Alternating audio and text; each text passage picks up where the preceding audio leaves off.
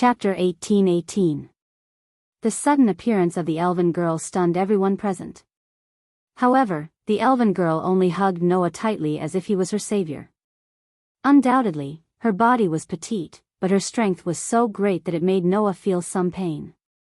Under such circumstances, the elf maiden's entire body trembled. Her face was filled with fear, as though she was a child who had a nightmare. She sobbed softly and murmured, "Darkness. Darkness is approaching, darkness?" Noah was really surprised. Could it be that this elven girl was related to the darkness of the other world?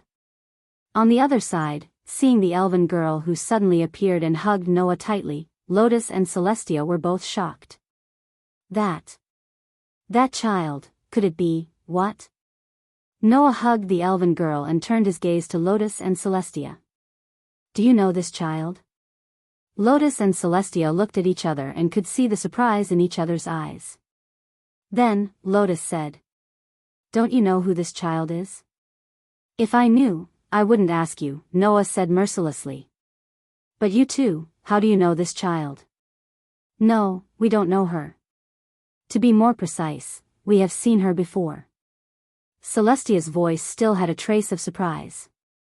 "You don't know, but when Lotus won the Elven Sword Dance Festival 3 years ago, I had already told her about the darkness, and told her to assassinate the Elven King when she made a wish to him. At that time, Lotus successfully eliminated one of the 5 Elven Kings who had gone berserk, freeing the Elven King's original personality." "You? What did you say?" Noah seemed to understand what Celestia wanted to say and was extremely shocked. "Could it be that this child is, it shouldn't be wrong, Celestia and I have seen her 3 years ago." Lotus looked at the elven girl closely. "This child is the Water Elven King Isalia Shiva." As soon as she finished speaking, bang! An abnormally violent flame suddenly ignited and turned into a huge fireball, shooting in the direction of Noah. No!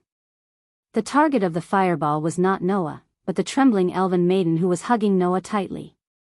The huge fireball was like a burning meteorite. Its size was comparable to a huge rock that could crush a human body, and it carried a shocking amount of heat.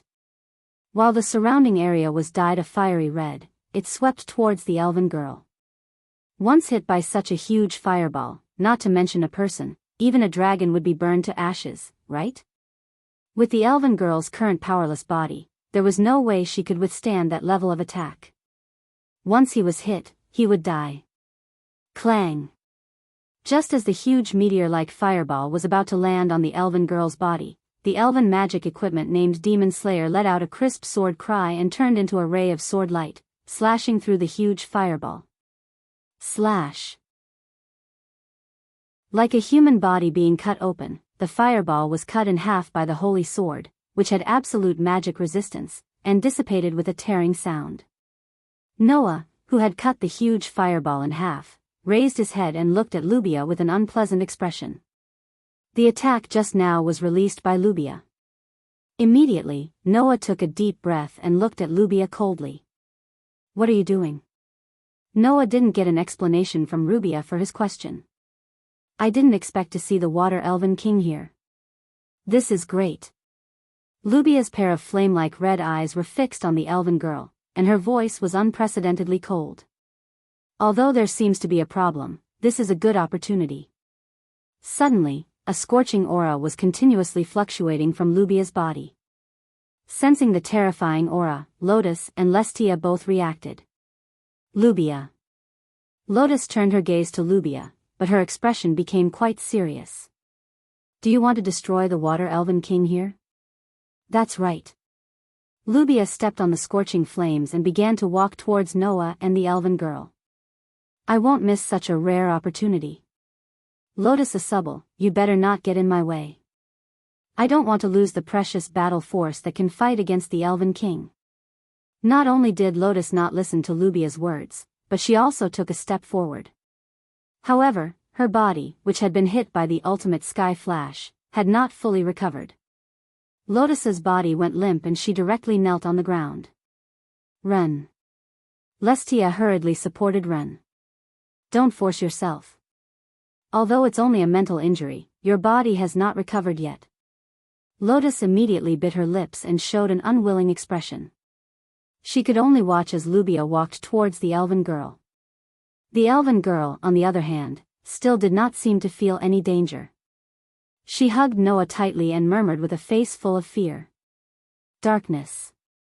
Darkness, due to the loss of her memories and power, the elven girl did not remember her identity.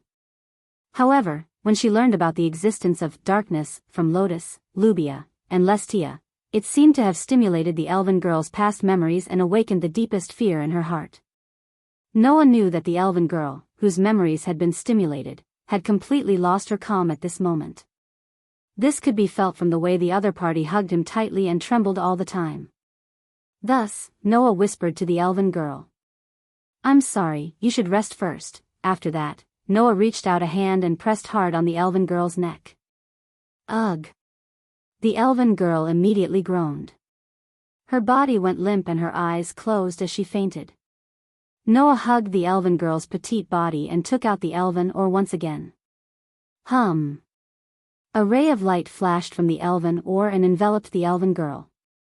The elven girl turned into light particles and was slowly absorbed by the elven ore. Then, Noah took out the gift card and stored the elven ore before letting the card disappear into the air. Seeing this, Lubia finally stopped and turned her red eyes towards Noah. "Do you intend to obstruct me?" Noah did not answer. Instead, he met Lubia's gaze and said indifferently. "Have you asked if I agree to you taking people from me, or even killing them? That is a threat to the world." Lubia said coldly. "Do you want to see the world destroyed by the elven kings? That is not a threat to the world, but a threat to humans." Noah smirked. "You talk about the world, and you talk about saving the world. If killing people could save the world, I would have become a man-killer fiend long ago." Saying this, Noah looked at Lubia without any emotion in his deep, dark eyes. "Who do you think you are to talk about the future of the world in front of me?" Lubia did not say anything else. However, the eyes of the elven girl of Calamity were filled with murderous intent as she looked at Noah. "If that is the case, then disappear from my sight." As soon as she finished speaking, a violent flame rose from Lubia's body and shot into the air like a pillar of fire. The pillars of fire gradually twisted in mid-air and gradually transformed into huge fireballs. They were like miniature suns, suspended in the air. "I won't show you any mercy, Noah Dole." Lubia's voice echoed in the air. "Let me see what kind of power you can bring out to fight the Saintess after fighting the Demon King." Following Lubia's voice, the huge fireballs in the air suddenly trembled and turned into cannonballs. Like a meteor shower, they shot towards Noah's direction. His vision was filled with the color of the flames. His skin was sweating under the shocking heat. Noah stared at the flame barrage that descended like a meteor shower, and a terrifying light flashed in his eyes. Chapter 18-19. The scorching flames seemed to be able to incinerate the space around them. With an astonishing amount of heat, they turned into huge fireballs.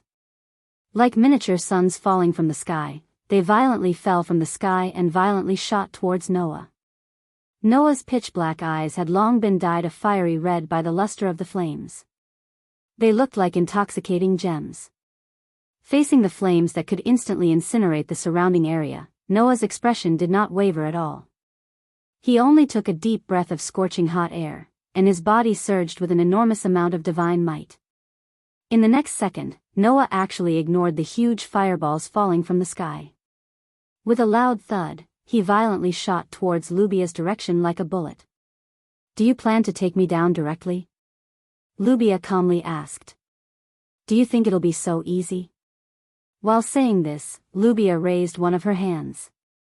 As if she was forming some kind of hand seal, her fingers constantly drew in the air.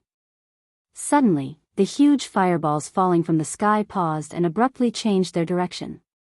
As if they had eyes, they madly fell towards Noah, who was rushing towards Lubia. In the blink of an eye, the first huge fireball arrived above Noah's head and mercilessly smashed down. "Be careful." Lotus and Restia almost subconsciously cried out in alarm. However, before Lotus and Restia could say anything, Noah abruptly dodged to the side without any warning. Bang! The scorching huge fireball crashed onto the ground and exploded like a heavy meteorite. A surging wave of fire turned into a surging explosion of flames, shaking the ground that had been blasted open. It was mixed with a shocking shockwave, exploding in all directions. Scorched smoke rose from the ground that was covered by the wave of fire. The place that was hit by the fireball turned into a small volcanic crater. There were even flames rising from it. Noah acted as if he did not feel anything. His pair of eyes did not fluctuate in the slightest. His body violently dashed forward while constantly crossing paths. During this time, one after another, huge fireballs fell from the sky one after another. Bang bang bang bang bang bang. Amidst a series of continuous explosions, huge fireballs fell from the sky and struck the ground one after another. Intense flames exploded, causing the scorching waves of fire to surge in all directions like a roaring torrent. Although its power was astonishing, it was useless if it missed. Noah dodged the falling fireballs with extreme precision. His body flickered like a phantom as he dodged the falling fireballs one after another. Instead of retreating, he charged forward like a thunderbolt towards Lubia's direction. Seeing how Noah accurately avoided all the fireballs, Lubia was somewhat surprised. He actually dodged all of them? What Lubia didn't know was that Noah had superb senses. It wasn't strange for him to avoid all long-range attacks like this. While Lubia was still feeling surprised, Noah's body suddenly trembled. His speed suddenly increased by more than 100 times. Like a bolt of lightning, he charged towards Lubia. Ultimate sword skill. Initial form purple lightning. The silver holy sword transformed into a sudden thrust at lightning speed. Like a running thunderbolt, it flashed through the air, causing a sharp sound of breaking the air. At such a close distance, it was impossible for Lubia to dodge the Godspeed thrust. Poochie. As if her body had been pierced through, the silver holy sword mercilessly pierced through Lubia's body. However, there was no trace of joy on Noah's face. Instead, his expression turned serious. He abruptly turned around and swung his sword at his back. Poochie. The same tearing sound was heard again. However, this time, it was not the sound of the holy sword piercing through a human body. Instead, it was the sound of surging flames being suddenly cut off. Unknowingly, a wave of scorching flames surged towards Noah's back. Noah turned around and slashed with his sword, causing it to dissipate into the air. Within the flames, Lubia's cold voice slowly sounded. Did you see through it? After saying that, Lubia's figure emerged from the flames that had been cut off. As for Lubia, whose body had been pierced through by Noah's purple lightning, it was like a mirage. With a twist, it disappeared. Using the steam generated by the burning flames to create an illusion. Your control of flames is beyond my expectations. Noah looked at Lubia and said calmly. However, if you intend to use this trick to save the world, I advise you to give up on your laughable ideals. Don't worry. Lubia looked coldly at Noah. What kind of power do I have? I'll show it to you later. The flames that had been burning around Lubia's body suddenly went berserk. Let me show you the most powerful spirit of the fire element, the god-killing flame. The raging flames that rose from Lubia's body suddenly surged and turned into a flaming light, gradually transforming into a different form. Amidst the flames, a gigantic flame giant with a red lotus wrapped around its body slowly appeared. It stood behind Lubia with an indomitable spirit. Looking at the flame giant, Noah's eyes flickered. Is that the most powerful flame spirit that the Elf of Calamity stole from the Elf King of Fire's sacrificial hall? The god-killing flame. It was known as the most powerful flame in the world of elemental spirits. If the Elf King of Fire was a god that controlled the element of fire, then the flame giant in front of him was the most powerful existence of the element of fire. Apart from the Elf King of Fire, no one could be more powerful than the flame giant in front of him. Although it was defeated by the Elf King and was sealed by him, the god-killing flame was definitely worthy of its name. It was a mythical spirit that far surpassed the demon god-level spirits. In terms of the power of the elves, the god-killing flame was many times more powerful than Lestia. Although it's not like the previous saintess who has the most powerful sword spirit that even the elf king is afraid of, this most powerful flame spirit should be enough to catch your eye, right? After saying that, Lubia softly chanted a contract in the language of the elves. The red lotus giant standing behind Lubia suddenly turned into a stream of flames that flowed into Lubia's raised hand and transformed into a sword. It was a magic sword that was completely red in color and burning with scorching flames. This is the most powerful elven equipment of the fire element Levitain. Rubia looked up and her gaze landed on Noah's body. Come and test its power, Noah Dole. She didn't give Noah time to reply. In the next moment, Lubia suddenly swung down the true red demonic sword that she had raised high. Bang! A muffled explosion suddenly sounded. The red magic sword released a frenzied flame that was like a tornado. It rubbed against the air and brought about vibrating sparks as it shot toward Noah. Bang, bang, bang, bang. The flaming tornado tore open the ground and flipped over the bricks and tiles of the sacred hall. It carried a terrifying heat as it swept toward Noah. Such a terrifying aura made Noah's face darken. However, Noah didn't retreat. Instead, he advanced like an arrow that was released from a bow. He fearlessly welcomed the flaming tornado that was shooting toward him. Clang! Endless divine might poured into the demon slayer, causing the sword to emit a dazzling light. Like a whirlwind, it fiercely struck forward. Boom!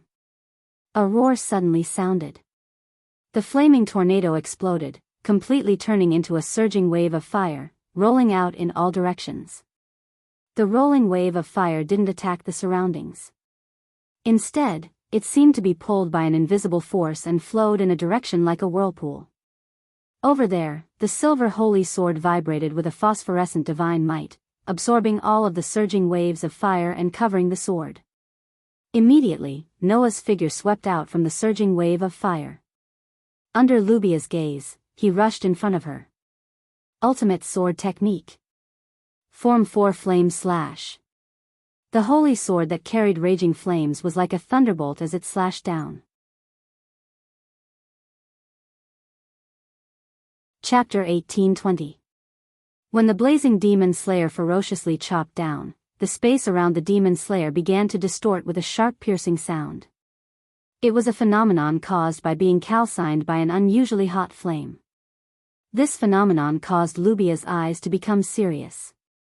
The god-slaying flame was known as the most powerful flame in the elemental realm. And now, the flames released by the elven device with the strongest flame attribute transformed from the god-slaying flames were condensed into a single sword by Noah's ultimate sword technique. That heat could definitely melt heavy steel into liquid in an instant. It was an absolute sword skill specifically used to counter the opponent's flames' flame slash. Because it borrowed the opponent's flames, the more powerful the opponent's flames were, the more powerful the attack would be. Using the most powerful flame in the elemental realm to attack, the power of this move was so great that even Lubia couldn't ignore it. If it was someone else, even if it was Lotus, they would have a headache facing this attack. Unfortunately, as the contractor of the god-slaying flame and the former elven queen of fire, there was no human who knew how to deal with the power of flames better than Lubia. Thus, Lubia tightened her grip on the elven magic device called Levitain, causing the red magic sword to explode with a scorching flame. It was as if it was carrying a sea of fire. She raised the tip of the sword and slashed diagonally upwards. Clang! Amidst the crisp clashing sounds, the silver holy sword and the crimson demon sword collided heavily. Bang! The violent flames burning on the two pieces of equipment of the highest grades suddenly surged, entangling and devouring each other like an avalanche. During the entire process, an extremely terrifying heat spread throughout the entire space.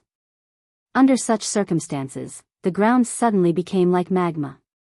First, it was roasted red, then like butter, it melted little by little. The terrifying heat forced Lotus and Lestia to increase the divine power in their bodies to resist the heat that could even melt the ground.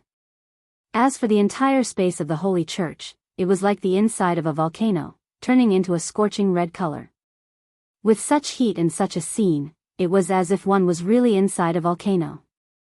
At the center of the volcano, two figures were chasing each other. Clang! With a sword hum, the silver holy sword slashed out like moonlight. Swish! With a whistling sound, the true red demon sword suddenly flashed. The silver holy sword and the red demon sword were like two sword lights, continuously slashing towards each other. Clang, clang, clang, clang, clang. The crisp sound of steel colliding with steel resounded throughout the entire volcano-like space, turning into waves of sound waves that reverberated. The cold sword light kept crisscrossing. The sharp blades kept colliding. It was as if Noah and Lubia were dancing. Their sword dance was pleasing to the eye and extremely intense. The clashing sounds of their swords colliding with each other shook the entire space. It was unimaginably intense. That pleasing and extremely high-end sword dance was enough to make anyone intoxicated by it. Even Lotus, who was known as the strongest sword dancer, was the same. Only those with extremely high attainments in sword dance would be able to clearly see this intense attack and defense, right? In Lotus's eyes, there was nothing she could find wrong with this sword dance. Noah, who was holding the silver holy sword, was constantly attacking. As he moved forward, he made the fairy device slash out like a whirlwind. Lubia, who was holding the red demon sword, was constantly retreating. Her footsteps were hurried and she seemed to be floating, constantly deflecting the whirlwind-like slashes. It is obvious that Noah has been on the offensive while Lubia has been on the defensive. Even so, the sword dance between the two was unimaginably intense. Neither of them was at a disadvantage. Pa! Footsteps sounded on the ground almost at the same time. Whoosh! Their figures were constantly dodging like phantoms. Clang, clang, clang, clang, clang. The sound of the silver holy sword and the crimson demon sword clashing against each other reverberated in the air. Sparks flew in all directions from the clash between the sword and the silver holy sword. It was like a song, extremely pleasing to the ears. In the end, after a dozen rounds, the two fairy devices did not touch each other's bodies. In the entire process of the intense battle, the distance between the two was never more than 1 meter. Noah and Lubia continued to exchange blows under such circumstances. They performed an incredibly intense sword dance, making the atmosphere in the entire space more and more tense. Of course, no one knew how surprised Noah was. Is this girl really the former fire fairy G? It was no wonder that Noah had such a thought. It should be noted that Witch G of the Divine Rights Institute, whose goal was to serve the King of Elves, was very noble, and her attainments in the sacred music of ceremonies were extremely high. However, when it came to the sword dance, she didn't put any effort into it. Her fighting ability was almost the same as an ordinary person's. For example, Fianna almost always let Geokius perform on his own during the battle. She even let him focus on defense, while she could only give simple orders. Her combat ability could be said to be the weakest among all the contestants in the Elven Sword Dance Festival. As a former fairy G, Lubia should have never been trained as a fairy envoy. She should not be so good at sword dance. However, at this moment, Lubia was actually able to fight Noah to a standstill. That was not normal at all. Could it be that after betraying the Fire Fairy King, Lubia began to train as a fairy envoy? Could it be that she was able to fight against Noah after 4 years? But Lubia was not Lotus. Lotus's talent in sword dance was unimaginably high. 4 years ago, after escaping from the academy, Lotus learned the ultimate sword skill from Gray and Vath for a year. 3 years ago, she dominated the Fairy Sword Dance Festival and won the title of the strongest sword dancer. This was enough to show Lotus's talent in sword dance. With such talent, after 3 years of training, even Noah had to admit that Lotus's sword skill was comparable to Tony, who was known as the King of Swords. This showed how talented Lotus was in sword dance. And this was because Lotus had been trained in the academy since she was young and had laid a solid foundation. That was why she could cultivate the ultimate sword skill to such a level after 4 years of training. But Lubia was only raised as a fairy G since she was young. She did not receive any proper training as a fairy envoy. How could she train the sword dance to such a level in just 4 years? Or did Lubia have a better talent than Lotus? Noah would rather die than believe such a thing. In such a world where humans were generally not very strong, it was already something to be proud of to have the strongest sword dancer. If there was another one, even Noah would not be willing to believe it. So, Noah had a guess. I see. Not only did you inherit the power of the Saintess, but you also inherited the Saintess' sword skill? Hearing this sentence clearly, Lubia's eyes flashed. Did you notice? Lubia very calmly deflected the silver holy swords one by one. She waved her sword and spoke. The Saintess is an antibody that corresponds to the Demon King. The stronger the Demon King is, the stronger the Saintess will be. When the Demon King, Lotus Asubal, fully awakens, my power will be raised to the peak. I am very lucky. In addition to the power of the Saintess, now that the Demon King has fully awakened, I have also inherited the Saintess sword skill. Lubia suddenly stopped retreating. So, in terms of power, I am not weaker than the Demon King. In terms of sword skill, I am not weaker than the strongest sword dancer. In addition, the power of my god-slaying flame is far stronger than the dark elf of the Demon King. My power is stronger than Lotus Asubal. After saying that, Nubia raised the red magic sword high up in the air and heavily chopped down at Noah with the power to split mountains and rivers. Clang! In the sound of a bell, Noah, who had blocked Lubia's attack with his silver holy sword, was sent flying by the powerful force. His feet rubbed against the ground as he slid backward.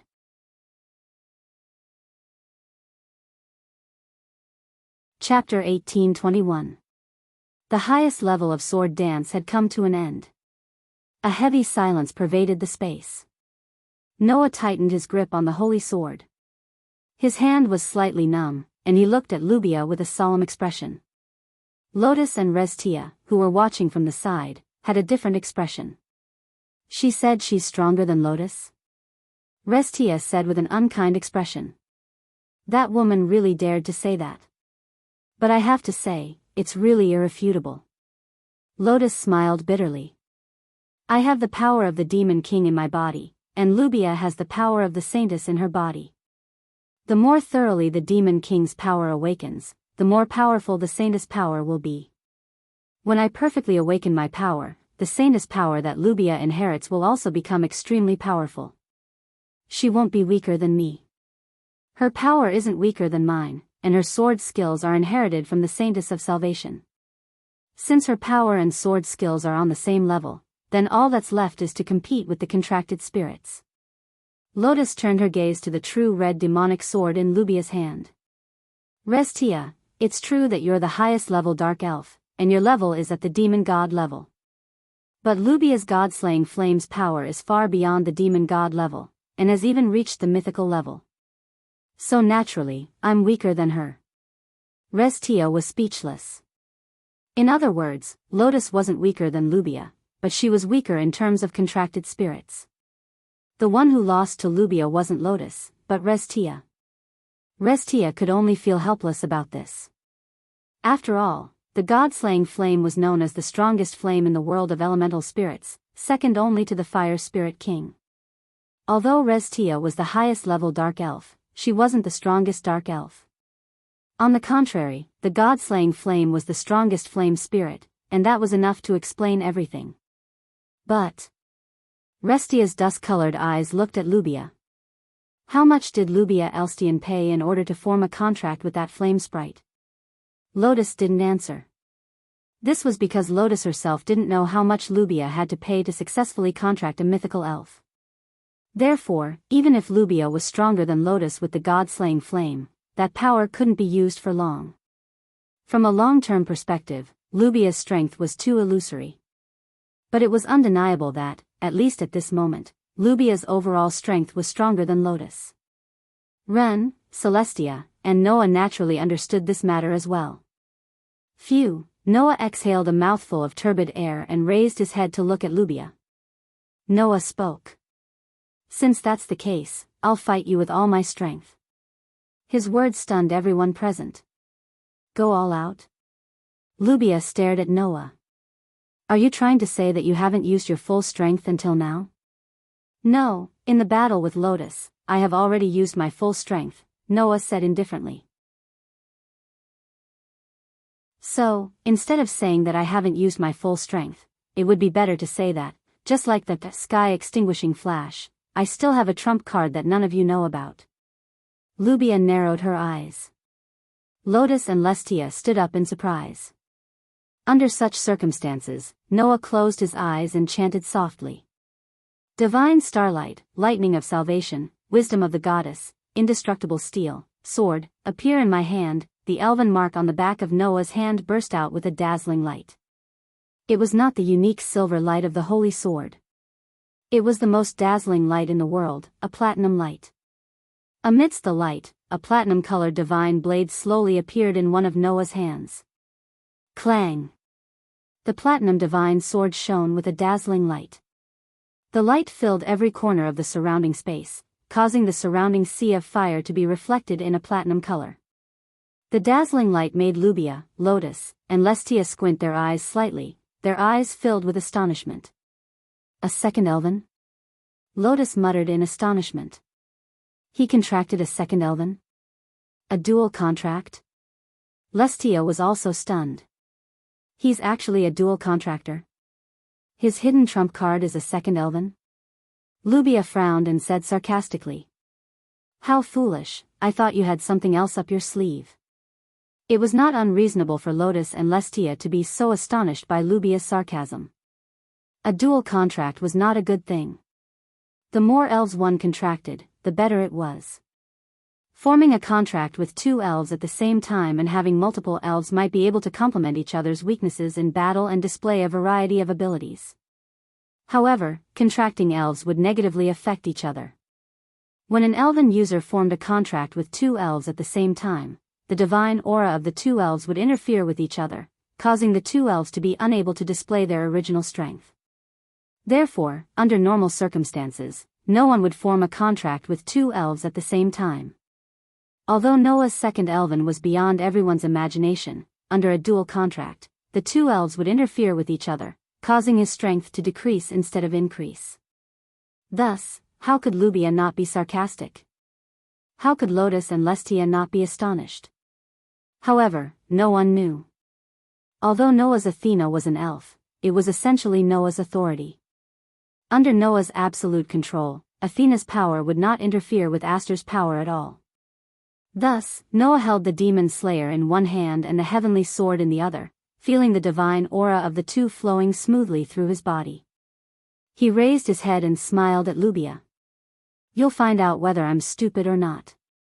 After saying that, Noah suddenly raised the platinum divine sword. Bloom, lightning of salvation. The platinum divine sword suddenly trembled. Beep, beep, beep. In the next moment, dazzling lightning appeared on the divine sword. Amidst the intense sounds of collision, it was like a bolt of lightning that shot into the air and gradually converged into a violent pool of lightning. At this moment, Lubia's heart suddenly felt a sense of foreboding. Her pair of red eyes suddenly froze, and she abruptly stepped on the ground and retreated rapidly. Almost at the same time, the violent pool of lightning trembled. In the next second, a bolt of lightning violently shot out like a bolt of lightning. In an instant, it pierced through the air and landed heavily on Lubia's original position. Boom! The violent lightning blasted the ground with a loud bang, stirring up a sky full of rocks and powerful shockwaves that exploded in all directions. A huge hole appeared there, emitting scorched smoke, and the smell in the air changed. Looking at this scene, both Lotus and Restia were shocked. Lubia's pupils shrank, and her hand that was holding the sword suddenly tightened. This was not a power that a dual contractor could display. No, not only that, but the power that the divine sword displayed was also beyond everyone's expectations.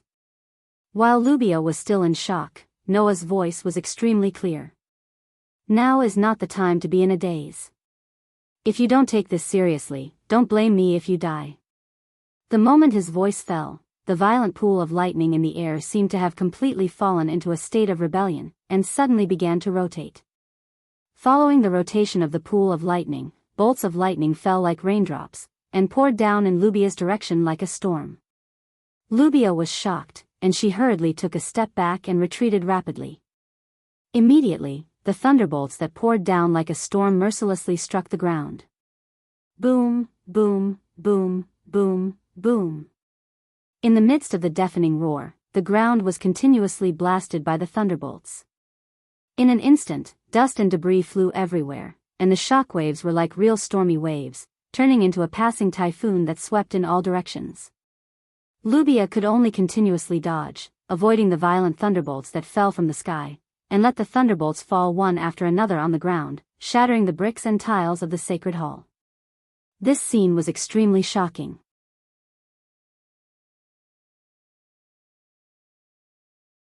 Chapter 18:22. Bang! Bang! Bang! Bang! The violent lightning continued to wreak havoc in the great hall of the Holy Church, causing the muffled sounds of explosions to reverberate in the air.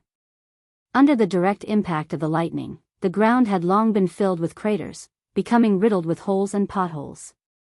The hall, which was originally covered by a sea of fire and looked like the interior of a volcano, suddenly became shaky under the direct strikes of the lightning.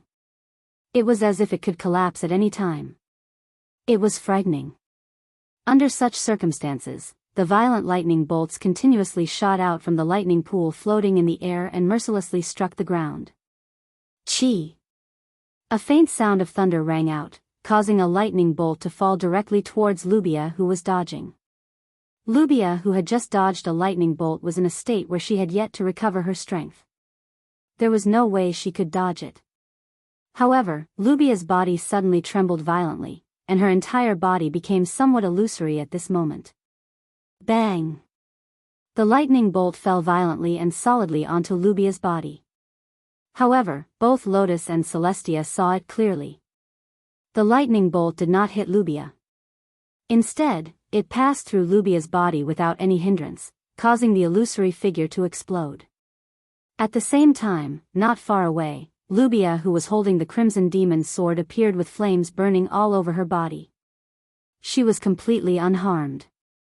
The illusory figure just now was obviously just another illusion created by Lubia using the evaporating airflow. However, Lubia's breathing began to quicken. Noah, who was holding the Platinum Divine Sword, looked at Lubia and said indifferently, "What? That's not enough?" Lubia's expression suddenly became somewhat unsightly. After a while, Lubia took a deep breath and calmed her somewhat rapid breathing. She looked at the heavenly sword in Noah's hand and the demon slayer in his other hand and said in a deep voice, "I didn't expect you to be able to perfectly control two elves." Lubia was not the only one who did not expect this. Even Lotus and Lysia were surprised. There was another thing that was even more unexpected. That was, at the same time, Noah's two elves were extremely powerful. Aster was the most powerful sword elf that even the Elven King was afraid of. Athena's strength was also not below Aster's. There was no doubt that both of Noah's elves had surpassed the mythical level. Yet, Noah was able to form a contract with both of them at the same time. It was like a joke. Forming a contract with the most powerful sword elf will lead to death. Lubia's gaze towards Noah had changed. Yet, you're able to form a contract with another powerful elf under such circumstances. What price did you pay? Shouldn't I be the one asking you this question? Noah looked at Lubia with a faint smile on his face. Do you have the right to say that? Lubia was speechless. After a while, Lubia lowered the truer demonic sword in her hand. Her eyes flickered. Your strength is beyond my imagination. If possible, I really don't want to be your enemy. As she said this, Lubia's eyes flickered with an indescribable emotion. I'll say it again. I must save this world. I can't just watch the world be destroyed by the Elven King. So, give me the water, Elven King. The entire place fell silent. At this moment, everyone could see the emotion in Lubia's eyes. It was not the coldness of the past, nor was it the intense emotion. Instead, it was a strong sense of mission. This girl had already made saving the world her mission. Since the day she discovered that the Elven King had been corrupted by the otherworld darkness, this girl had been yearning for salvation. Unfortunately, Lubia's wish was undoubtedly wrong. "I won't agree to it," Noah said calmly. "No matter what, when there is a sacrifice, it can no longer be counted as salvation. You, who take sacrifice for granted, will never be able to save this world." Lubia's eyes flickered violently. At this moment, there was a slight wavering in Lubia's eyes. However, that trace of hesitation immediately disappeared after a second. Hoping for salvation without sacrifice is the most naive thinking.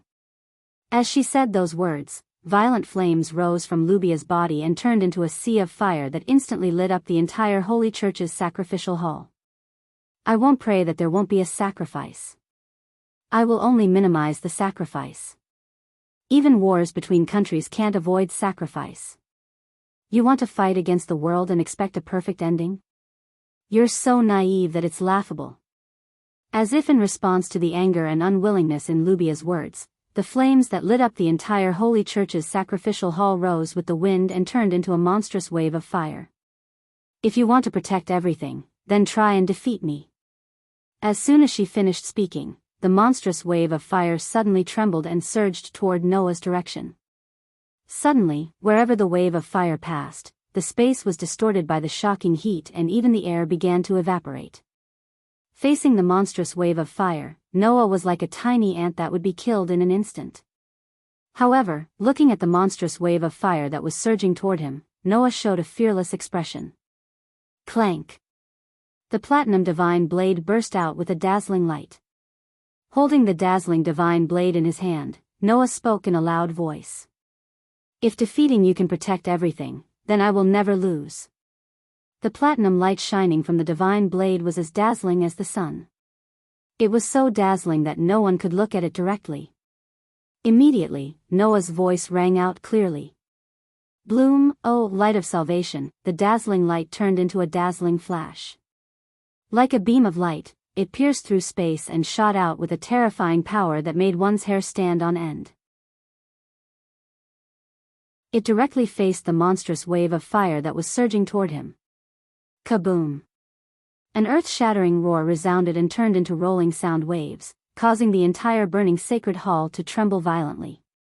The dazzling light and the monstrous wave of fire collided heavily, stirring up layers of energy ripples. It was like an invisible shock wave, also shaking in all directions. However, this situation did not last for long. After a while, the attack from the divine blade of salvation, which could even cut a star in half, only lasted for a moment. Then, the light grew brighter. Then, the light suddenly pierced through the wave of fire. Poof! In the clear sound of cloth tearing, the dazzling aurora cut through the wave of fire and separated the heat. It was as if it had split the sea of fire and dispersed the monstrous flames. Wah! Lubia's expression changed drastically. Her eyes were filled with disbelief. At this moment, in the midst of the monstrous wave of fire that was violently dispersed, a figure rushed over like a meteor. Duh! With a powerful landing sound, Noah's figure suddenly appeared in front of Lubia. Lubia's pupils shrank to the size of a needle tip. She had no time to be shocked. She forced her body to retreat. However, it was already too late to react. Wang!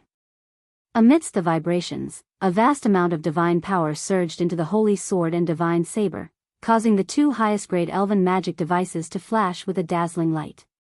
Absolute sword skill. Form breaker, ardent flower spiraling sword dance 48 consecutive slashes. The silver holy sword and the platinum divine blades suddenly danced, interweaving into an absolutely unavoidable sword formation that bloomed in front of Lubia like an exploding flash of light. Under the horrified expression of Lubia, the sword dance was unleashed on her mercilessly. Poochie poochie poochie poochie. Continuous sounds of slashing rang out. Ah! Lubia's sorrowful cry rang out as well.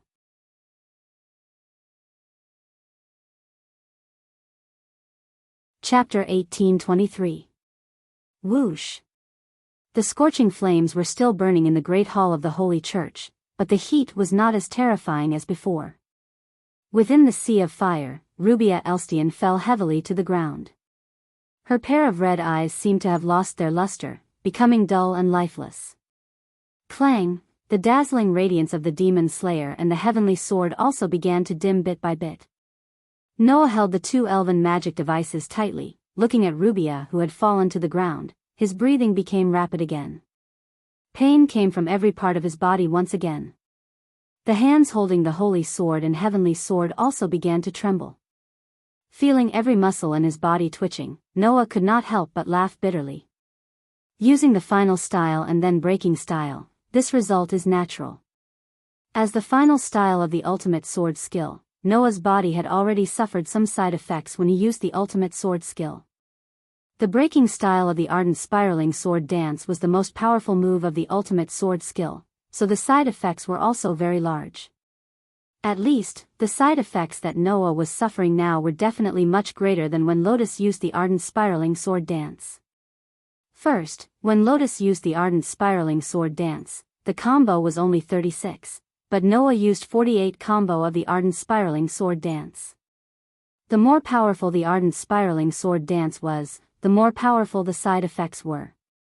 Second, as mentioned before, the breaking style of the ardent spiraling sword dance was originally the ultimate sword skill of the dual sword school. Even if Noah and Lotus could use one weapon to use the ardent spiraling sword dance, the power of the ardent spiraling sword dance was definitely not as strong as when they used two weapons. Now, Noah used two weapons and used the complete version of the ardent spiraling sword dance.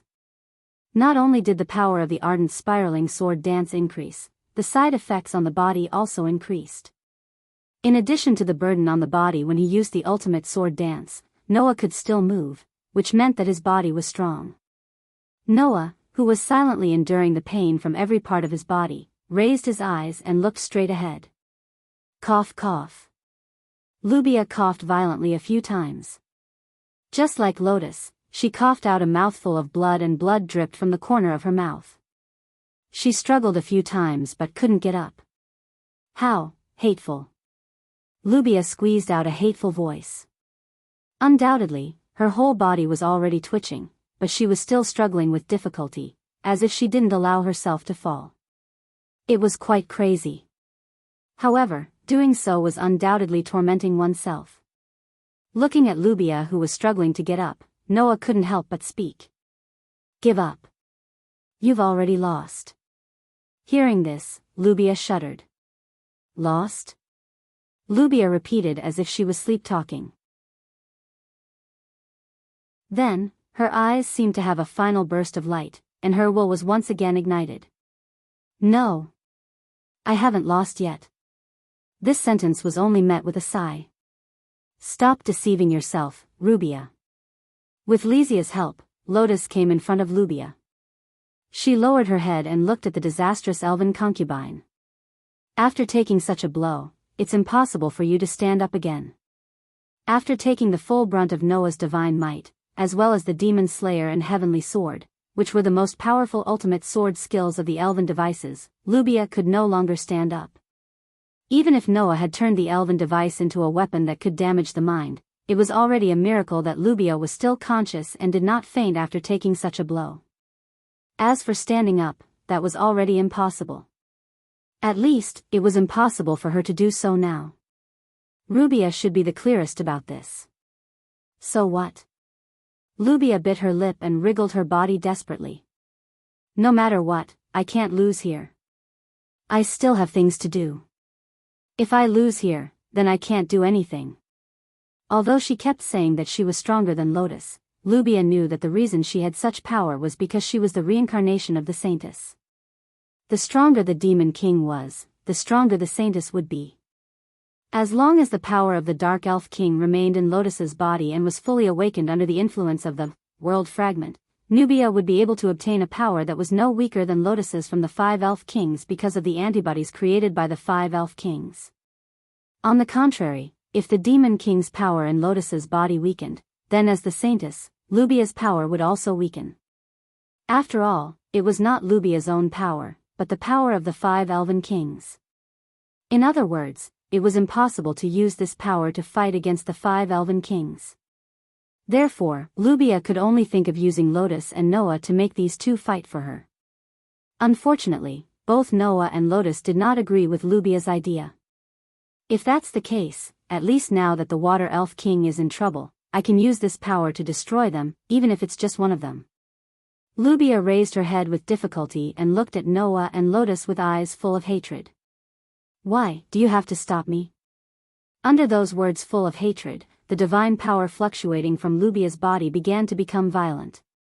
Ugh! Lubia suddenly covered her heart and let out a painful groan. Seeing this, Lotus and Lestia were slightly surprised. Noah was also surprised. What's wrong? Could it be that the ardent spiraling sword dance just now caused some unexpected damage? Just as Noah was thinking about this, Athena's voice suddenly sounded. Look carefully at that elf's body. Hearing this, Noah was startled again. He immediately stepped forward, squatted down, and rolled up Lubia's sleeves. When Lubia's skin was exposed in front of everyone, everyone sucked in a cold breath. This was because Lubia's arms were densely engraved with countless ferocious seals. That's... Lestia was shocked. Spell engravings? That's right.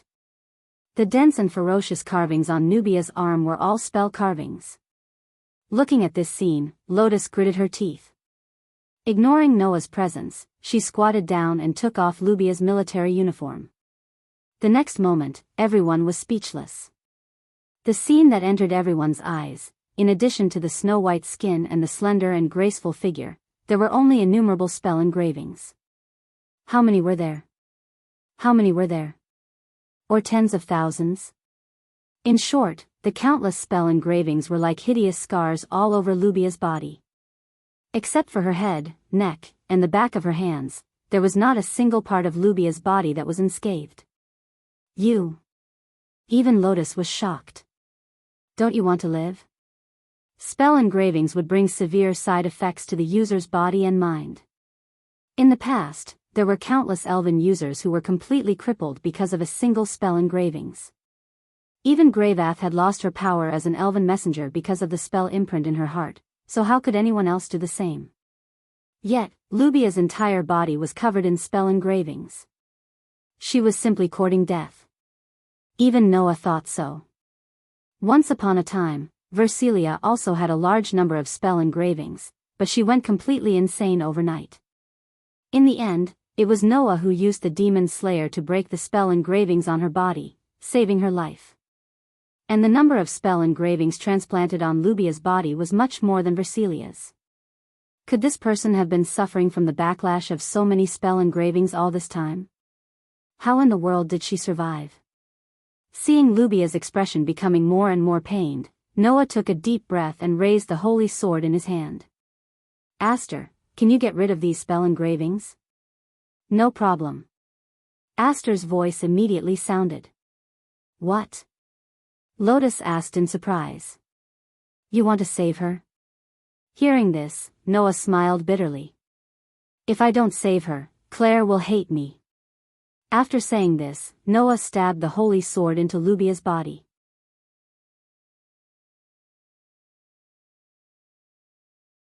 Chapter 1824. Ugh, when Rubia regained her consciousness, she immediately understood the current situation. Obviously, she had fainted. Moreover, all the runes on her body began to backfire. After understanding this, there was only one question left in Rubia's mind. I'm still alive? The runes on her body were all over her body. No one knew better than Lubia what would happen if there was a backlash from such a large number of rune engravings. Rubia knew that she would not be able to survive. Even if she had been able to endure the side effects of the curse engraving, it was impossible for her to survive the backlash of the curse engraving on her body. In fact, before she fainted, Rubia had already prepared herself for death. However, Rubia was not afraid. If she was afraid of death, she would not have implanted so many runes on her body. Rubia only felt regret. The regret of not being able to fulfill her wish. With such regret, Rubia fainted and quietly welcomed death. In the end, when she regained her senses, she was bewildered, which was rare for her.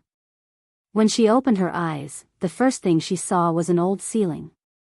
Rubia understood the situation almost immediately. She was not in the sacred hall where she fought before. The sacred hall had been baptized by 2 high-level battles. It was impossible to preserve such a complete ceiling. Therefore, Rubia's current location had been moved. Through someone's hands. Rubia sat up abruptly. As soon as she sat up, a voice entered Rubia's ears. "You're awake?" Hearing this voice, Rubia immediately turned her head and looked at the source of the voice. In front of a bonfire, Lotus, who was wearing a witch costume, was looking at Rubia. Next to her was a pitch-black magic sword. Beside Ren, Noah also sat down and leaned against a wall. He glanced at Rubia and said, "Don't worry about it. I thought you would never wake up again." Hearing this, Rubia did not speak. Instead, she first looked around. There were only 3 people present, Noah, Lotus, and Rubia. The location was probably inside a building in the abandoned city. From Rubia's position, she could clearly see that there was a wall in front of her that had been completely destroyed. Only half of it remained. Through the wall, Rubia saw a burning holy church. The sacred hall was obviously the location of their battle. Now, that place was gradually turning into ruins, scorched black by the flames. Through this scene, Rubia obtained 2 pieces of information. The first reason was that this place was not far from the holy church. The first reason was that he hadn't been unconscious for long. Otherwise, the holy hall would not still be burning. It would have been reduced to ruins long ago. Looking at the sky, although it was still dusky, it should be noon. Combining all the information and the current situation, Rubia seemed to understand the whole story. There was no doubt that she had been saved. And according to Rubia's understanding, there was only one person who could save her. So, Rubia silently pulled up her sleeves. On his skin, the scar-like spell runes had completely disappeared, allowing his skin to return to its original white and flawless state. After feeling the condition of her body, Rubia could tell everyone with certainty. All the spell runes on her body had been removed. No. It wasn't just the spell runes. It seems that you've discovered it. Lotus had been silently watching Rubia's actions until now. That's right, it's not just the spell runes. Your elf mark has also been removed. Elf mark. It was the proof of a contract between an elf user and an elf. With the elf mark, the elf user could open a door for the contracted elf to pass through and summon the contracted elf at any time. Without the elf mark, it could only mean one thing. That was, Rubia had lost her contracted elf. The god-slaying flame, which was known as the strongest flame in the elemental elf world, was now no longer Rubia's contracted elf. Understanding this, Rubia was silent. Seeing Rubia like this, Noah raised his eyebrows and said with a half-smile. "You don't seem surprised at all." "There's nothing to be surprised about," Rubia said calmly. The god-slaying flame was originally a mythical-level elf that was defeated by the 5 elven kings in the past elven war and was sealed by the 5 elven kings. That level of elf is not something that humans can contract in the first place. I was already prepared for the contract to be abolished. Isn't that a bit contradictory? Lotus retorted. If it's not an elf that humans can contract, then how did you make a contract with it? That's because the god-slaying flame hates the elven king who sealed it, and my goal is to destroy the elven king. That's why it lent its power to me. Rubia's expression was extremely indifferent. However, as the price of the contract, in the end, I will have to pay with my life. Noah and Lotus's eyes flickered. Sure enough, making a contract with a mythical-level elf definitely required a heavy price. A contract with your life as the price. Lotus said in a low voice. So that's how it is. Is your exaggerated rune engraving to maintain this impossible contract? Rubia had taken the god-slaying flame from the Fire Elven King's sacrificial hall 4 years ago. In other words, Lubia's contract with the god-slaying flame had been maintained for 4 years. Logically speaking, a contract that required one's life as the price should not be maintained for so many years, let alone a mythical level elf that was impossible to make a contract with a human. That was why Lubia had covered her body with so many spell runes, using countless spell runes to bind the strongest flame elf and maintain this contract for 4 whole years. Because I lost to you, the spell runes began to bite back. This contract cannot be maintained any longer, right? Lubia's pair of red eyes turned to Noah. If that's the case, according to the price of the contract, the god-slaying flame should have come out to take my life the moment the spell runes on my body were removed. But Lubia was still unharmed. What was this all about? Noah could see Lubia's confusion.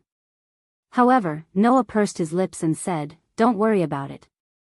Although my body is not in good condition after 2 battles, and Lotus was seriously injured by me, you don't think that a mythical level elf can successfully kill someone from our hands, do you?" Mythical level elves were almost invincible to humans, but to Noah and Lotus, they were not very strong opponents.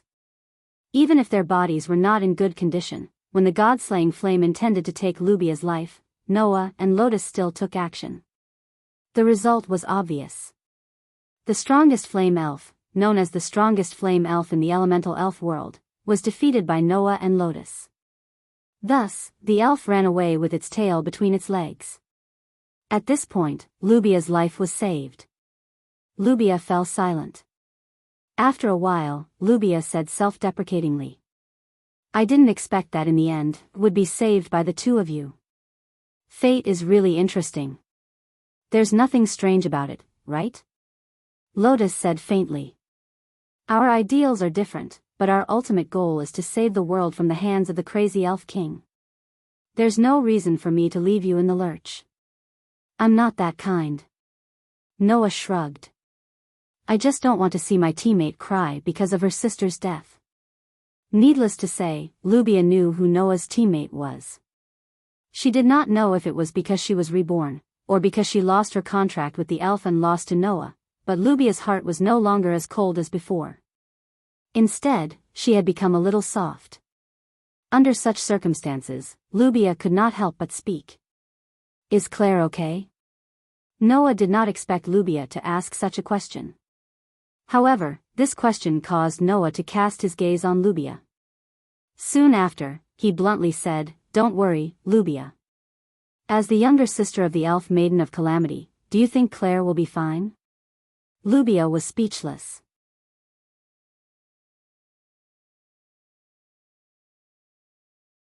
Chapter 1825. Lubia's betrayal to the Fire Elf King caused the Elstian family's title to be stripped and their territory confiscated. Even Lubia's parents were arrested by the Ordesian Empire and imprisoned. Her sister betrayed her, her parents were imprisoned, and all of her assets were confiscated. Claire was left alone. A little girl who is only 12 or 13 years old has been enduring the hateful gazes of others while silently honing her skills, all for the sake of one day winning the Elven Sword Dance Festival and learning the truth of her sister's betrayal. She has endured for 4 years. Noah looked directly at Lubia. "Do you think that's good?" Facing Noah's question, Lubia couldn't find the words to refute. She could only remain silent. "Perhaps, in your opinion, in order to save the world, some sacrifices are unavoidable. You can even abandon your own family." Noah sneered. "But, in my opinion, if a person can't even protect their own family, then they can't protect the world. You were wrong from the beginning." Noah's voice echoed clearly in the surroundings. Lubia was silent, and Lotus lowered her head, not knowing what to say. The atmosphere suddenly became tense. After some time, Lubia suddenly spoke.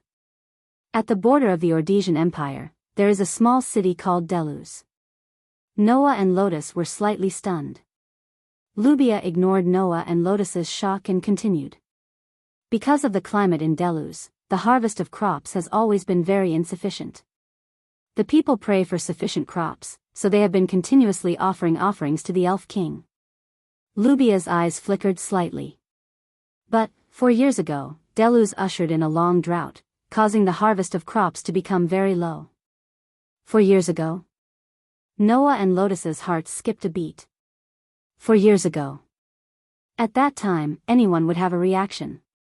Because that was when Lubia betrayed the Elf King. Since Lubia mentioned this matter at this time, it probably had something to do with him. And just as Noah and Lotus thought, this matter did indeed cause a change in Lubia's life. That year, the residents of Deluz were unable to prepare enough offerings. As a result, they angered the Fire Elf King.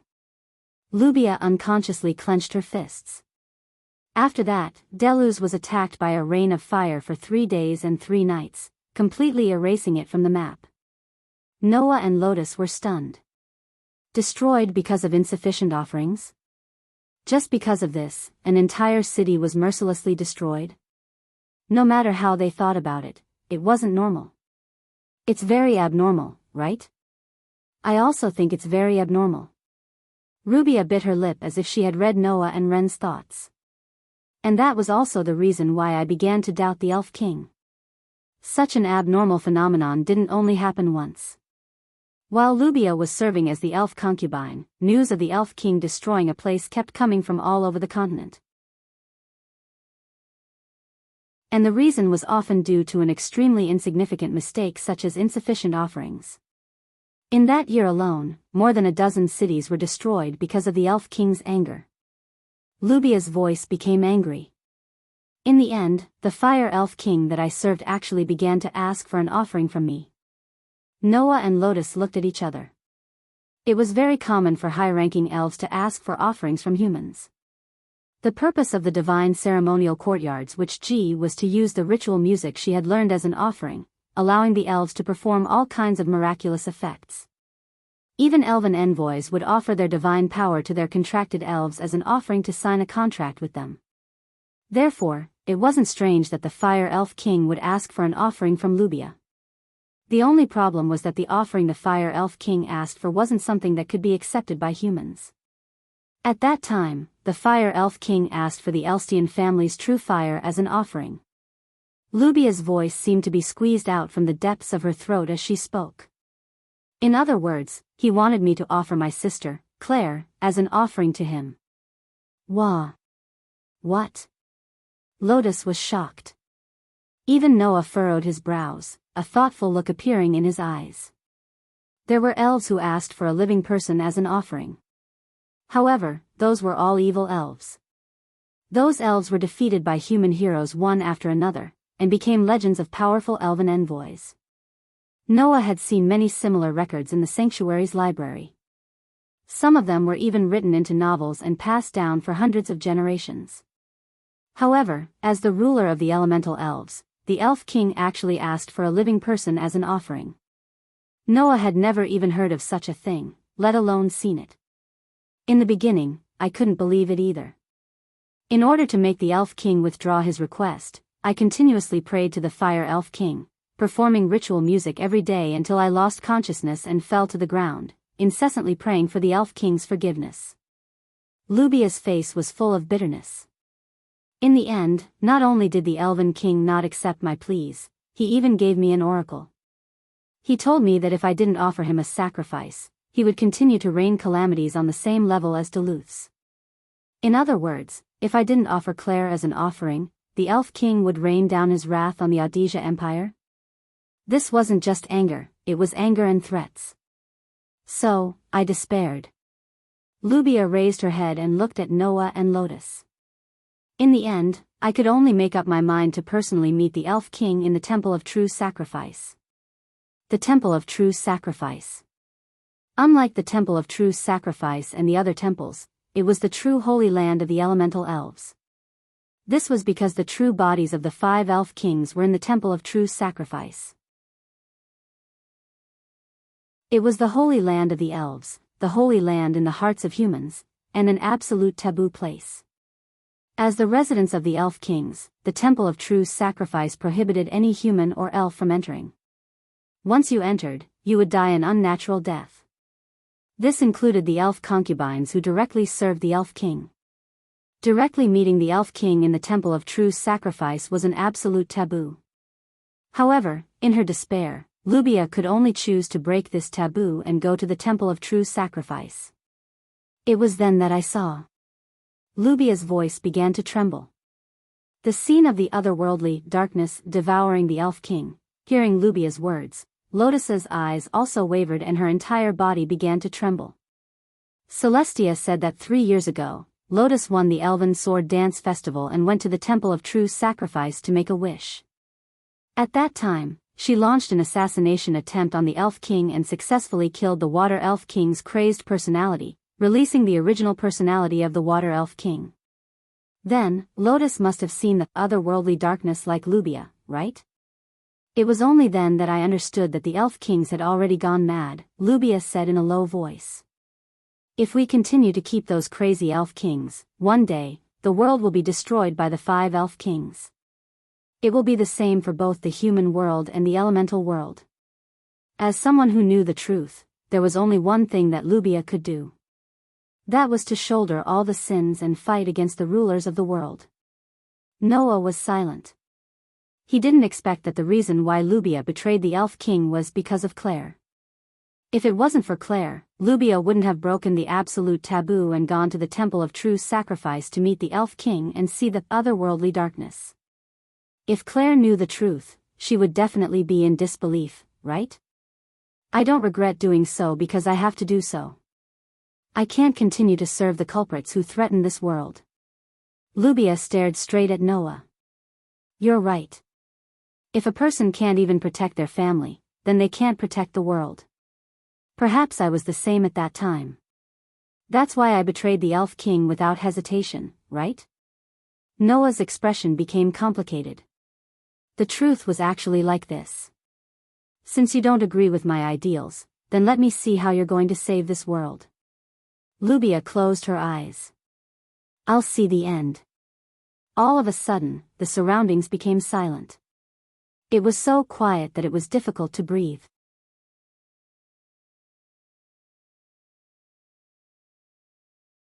Chapter 1826. After that, Lubia did not say anything else. She leaned against a wall and fell into a deep sleep. The girl's body had not fully recovered yet. The battle with Noah had severely damaged her spirit. The backlash from the spell engraving had also severely damaged her body. Even though Noah had used Aster's power to remove the spell engraving on Lubia's body, the side effects of the spell engraving were still there. For example, even though the spell engraving on Versilia's body had been removed, the backlash from the spell engraving had caused her to lose her ability as an elf. It was the same for Gray and Vaz. After teaching Noah the ultimate secret of the ultimate sword technique, the backlash from the spell engraving had caused the strongest elf to become a legend. Lubia did not lose her ability as an elf. After all, as long as the Demon King's power in Lotus' body was still in an awakened state, the Sanus power in Lubia's body would not disappear. Lotus had said that with perfect control of the Dark Elf King's power, she could even achieve an indestructible body. Lubia's Sanus power also came from the Elf King, so it should not be too bad. Therefore, under the protection of the Sanus power, Lubia did not lose her ability as an elf. However, Lubia's body had not fully recovered and needed some time to rest. The girl did not mind that Noah and Lotus were beside her and fell into a deep sleep. Noah was also not worried that this troublesome elf would cause any trouble after she recovered. Even if Lubia's Sanus power was still there, it would not be too difficult to deal with her after losing her contract with an elf. At least, that was the case for Noah.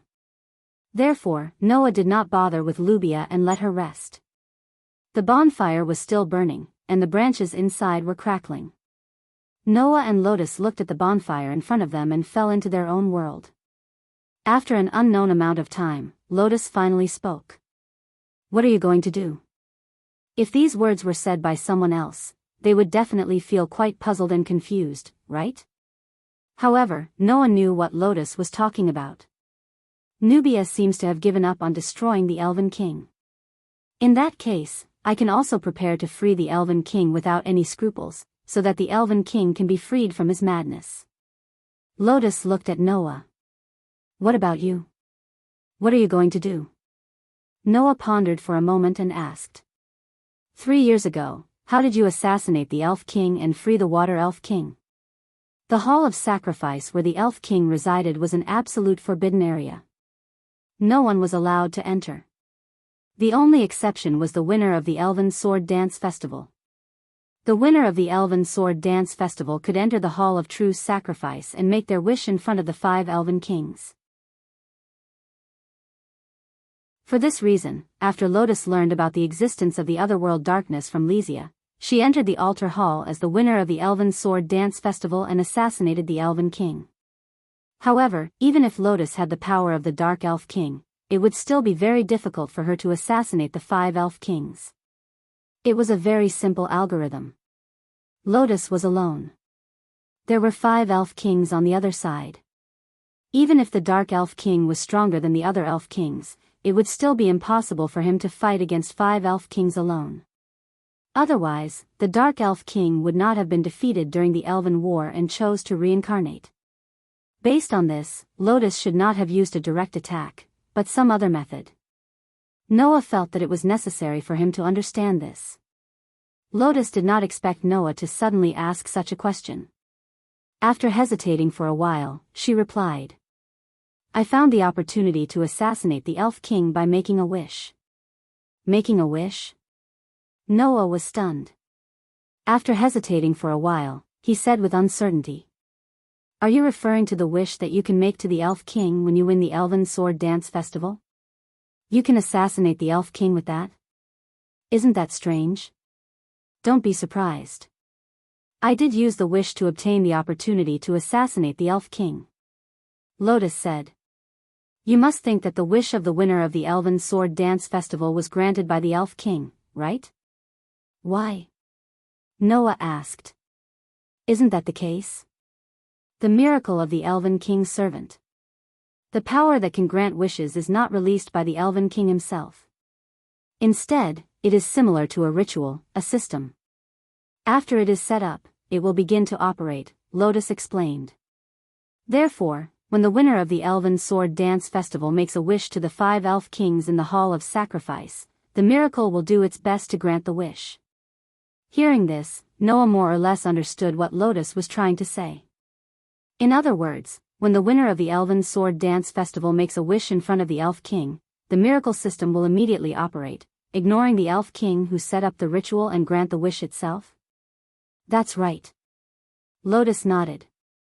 Even if the wish is not beneficial to the Elf King, the miracle will immediately operate and bind the Elf Kings who are the executors of the miracle. Is this the so-called self-enmeshing? It was this miracle system that gave Lotus the opportunity to assassinate the Elf King. That day, I only made one wish in the Hall of Sacrifice. Lotus looked straight at Noah. That is the death of the Elf King. I believe that no one has ever made such a wish before. Perhaps, even the Elf Kings who set up the miracle system did not expect that one day, someone would use this miracle to make such a wish.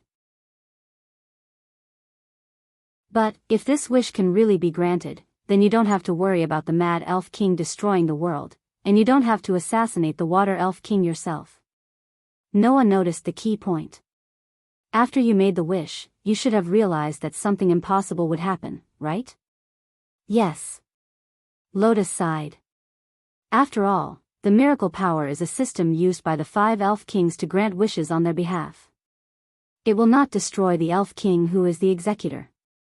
Therefore, even if you make such a wish, it will not be granted. However, before it is determined that the wish is invalid, the miracle power will still work. Lotus said. During this period of time, this power would bind the Elf King, making him unable to move. I took advantage of this opportunity to assassinate the Water Elf King, destroying the crazed personality of the Water Elf King and releasing the original personality of the Water Elf King. If this is the case, then as long as there is a certain degree of power, perhaps even an ordinary elf envoy can successfully assassinate the Elf King. However, the Elf King being bound does not mean that the Otherworld Darkness will be bound. Lotus said solemnly. During the assassination of the Elven King, the otherworldly darkness would definitely appear. At that time, I also experienced its terror. 3 years ago, if I hadn't been able to use the power of the Dark Elven King, would have definitely been swallowed by the otherworldly darkness. According to Lotus's description, 3 years ago, after the assassination of the Water Elf King was successful, a large amount of the otherworld darkness gushed out from the Water Elf King's body. At that time, if Lotus had not been able to use the power of the Dark Elf King to forcibly break out of the encirclement, and if Restia had not used the teleportation magic to leave the Hall of Truth at the critical moment, the consequences would have been unimaginable. After that, I originally wanted to return to Grey and Vaza's place to continue honing my sword dance skills. When the time was right, I would find an opportunity to free the other elf kings. But before that, I met Lubia. Lotus glanced at Lubia's direction. After knowing that Lubia betrayed the Elf King because she knew the truth about his madness, I accepted her invitation and acted with her. For the past 3 years, I have been hiding in the Alpha Empire. Then, Lotus learned about Noah's appearance and followed the guidance of the world fragment. She left the Alpha Empire and found Noah. Noah also knew what happened after that. So, if you want to use the same method as me to free the Mad Elf King, then I only have one thing to say to you. Lotus stared at Noah and said word by word. Be careful of the otherworld darkness. Don't let your elves come into contact with the darkness.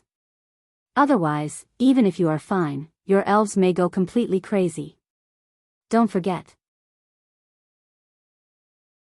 Noah pondered for a moment and nodded heavily.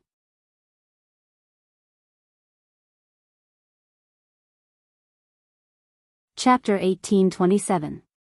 Just like that, time passed by mercilessly. In the blink of an eye, the second night of the abandoned city had arrived. Night was the time when magical fairies were most active.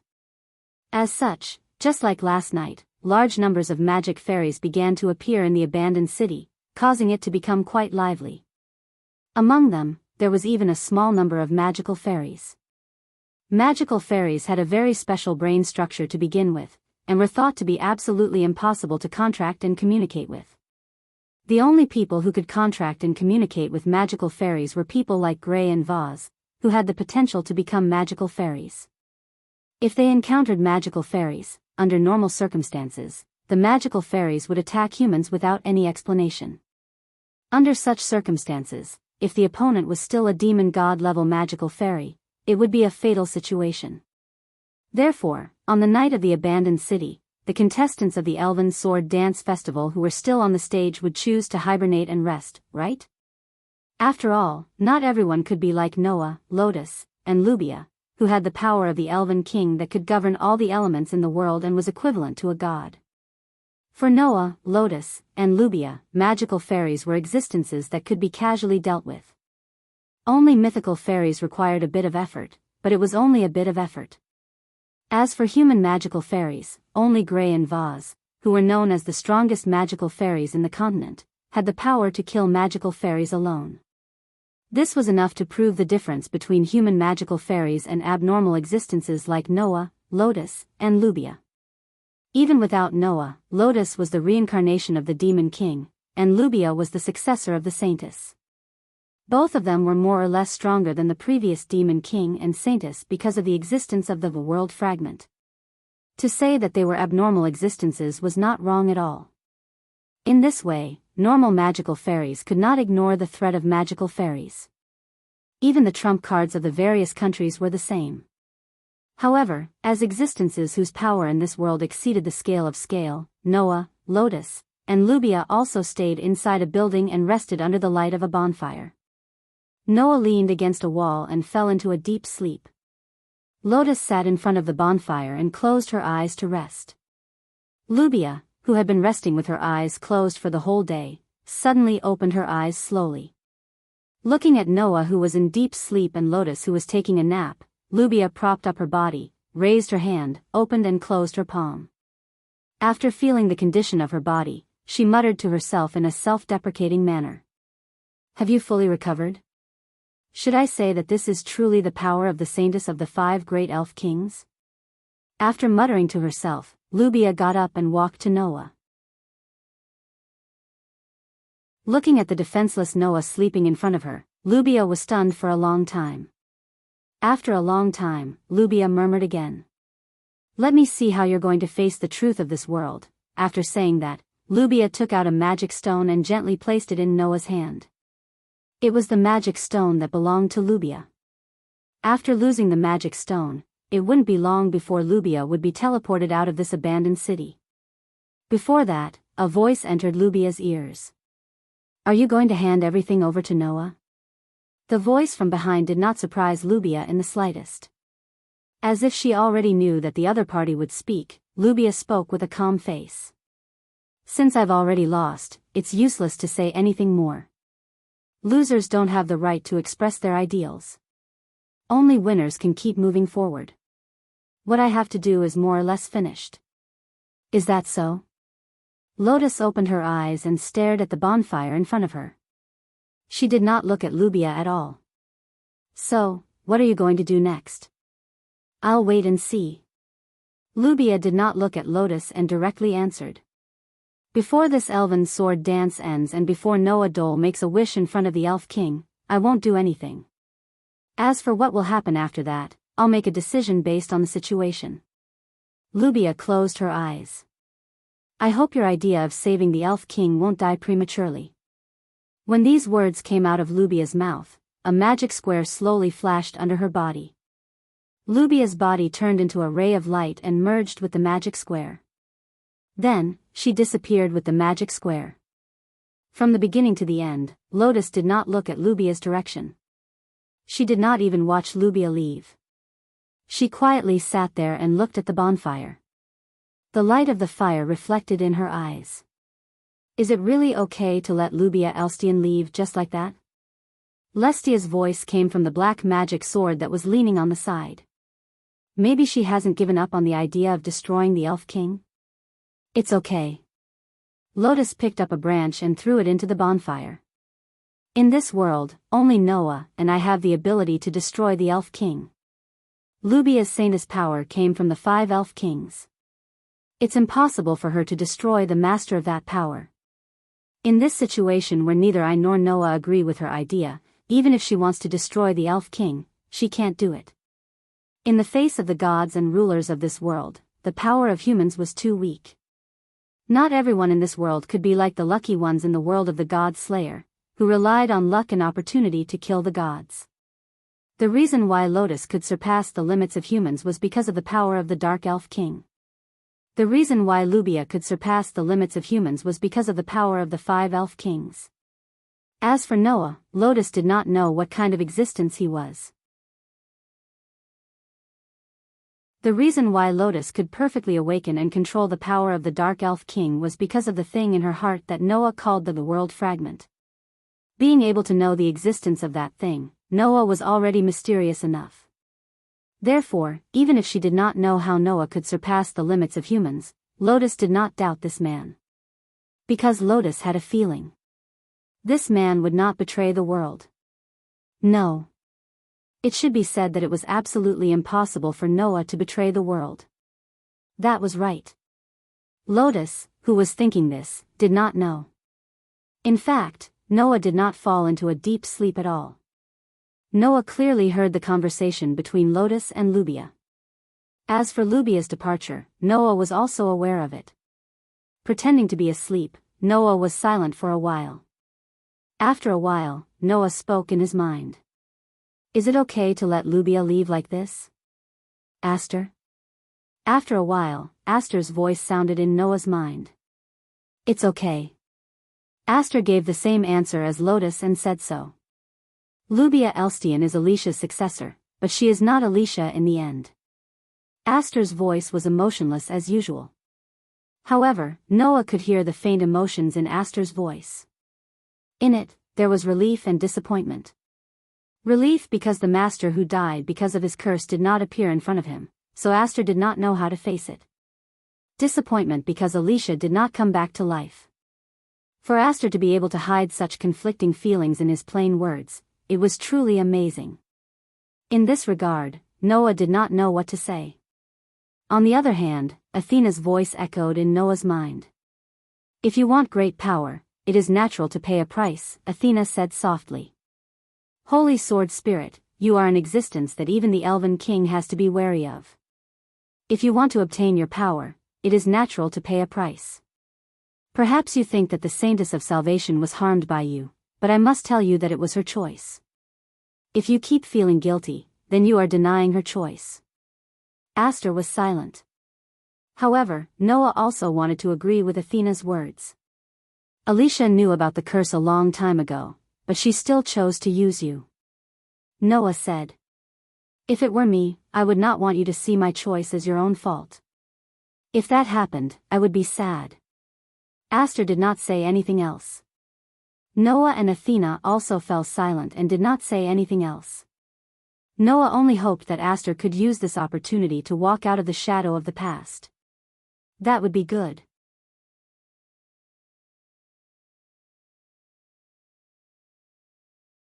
Chapter 18:28. There really was no sunlight during the day in the abandoned city. Even though dawn had arrived, the sky was still the same as it was 2 days ago. It was gray and there was no sign of life. However, the magical fairies that were active at night had begun to quietly retreat and hide their whereabouts, proving that the day had arrived. Even though there was no sunlight, Noah still woke up from his sleep. The bonfire had been extinguished and was no longer burning. It emitted a faint burnt smell that was slightly pungent. In front of the bonfire, 2 girls sat side by side and were gnawing on bread. The 2 girls were naturally Lotus and Lysia. Perhaps they did not notice that Noah had woken up. Lotus and Lysia gnawed on the bread in their hands while chatting. From Noah's point of view, this scene was like a pair of sisters chatting. It was quite heartwarming. From this, it could be seen how close Lotus and Restia were to each other. Of course, if their relationship was not good, after Noah defeated Lotus yesterday, Lysia would not have stood up to face Noah alone and protected Lotus. These 2 girls had always been together since they were young. The bond between the 2 of them was so deep that it was impossible for outsiders to understand, right? Just as Noah was thinking this, Lysia, who was chatting with Lotus, suddenly turned her dusk-like eyes to Noah and spoke with a faint smile. You're already awake but you're still hiding and peeping. Is this also your interest? As Celestia spoke, Ren reacted and looked at Noah as well. Under the gazes of the 2 girls, Noah curled his lips. You're not changing or bathing. What's the benefit of peeping? Oh. Lysia immediately revealed a mischievous smile. In other words, if we're changing or bathing, you'll peep. Who knows? Noah said indifferently. Why don't you try it first? Celestia blinked and turned her gaze to Lotus. That's what she said. Do you want to try? Don't be ridiculous, Lotus said helplessly. That won't do any good either, right? Hee hee. Restia pursed her lips and laughed. Her laughter was as pleasant as the ringing of a bell, making one feel relaxed and happy. Throughout this process, Celestia didn't stop nibbling on the bread in her hand. Elves didn't need to eat.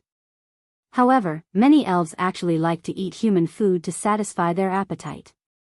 Therefore, when humans worshipped the elves, they would usually offer food as an offering, even if the target was the elf king. Of course, not all elves liked human food. Take Athena for example. Before she became an elf, when she was still a god, she never ate. After she became an elf of God's blade, she had no intention of changing. That's what I said. Although it's natural for the gods and elves to consume the offerings offered by humans, for a warrior, the only way to continue fighting is to not rely on food.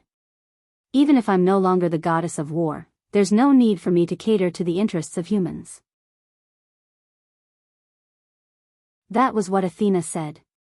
Even if she was no longer the god of disobedience and would not be swallowed by the arrogance of the god of disobedience, as a former goddess, Athena's arrogance still existed.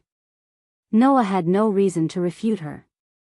Besides, not eating wouldn't have any effect, so Noah let Athena do as she pleased. On the other hand, Aster was sometimes interested in human food. He would often appear when Noah was eating, like a small animal waiting to be fed, asking for food from Noah. It was very cute. Unfortunately, the conversation last night seemed to have enlightened Aster, and it seemed like he wouldn't appear today. Moreover, Lysia seemed to be an elf who liked human food too. Looking at the appearance of the highest dark elf nibbling on the bread with relish, Noah couldn't help but laugh. Then, Noah glanced at the magic stone in his arms. It was the magic stone left behind by Lubia when she left last night. Noah's expression didn't change as he kept the magic stone. Then, he straightened his body and went to the extinguished bonfire. He took out a piece of pancake from his gift card and ate his breakfast. Seeing that Noah kept the magic stone left behind by Lubia, Lotus turned her gaze to Noah. It seems that when Lubia left, you didn't fall asleep. Aren't you the same? Noah said casually. Moreover, instead of saying that you didn't fall asleep, you should say that you already knew that the Elf of Calamity would do this, right? Lubia's thinking has always been very extreme. When she knew that the Elf King had gone mad, she wanted to destroy them. After she lost to you, she felt that she didn't have the right to express her ideals and left directly. Lotus laughed bitterly. But, if that's the case, I can be sure that Lubia won't think about destroying the Elf King anymore. What about you? Noah asked directly. Are you still thinking about saving the Elf King? That's what I'm thinking. Lotus nodded slowly. The Elf King is also a victim. We don't have a reason to destroy them because of this. My plan is to end the matter between you and me during the Elven Sword Dance Festival and win the festival.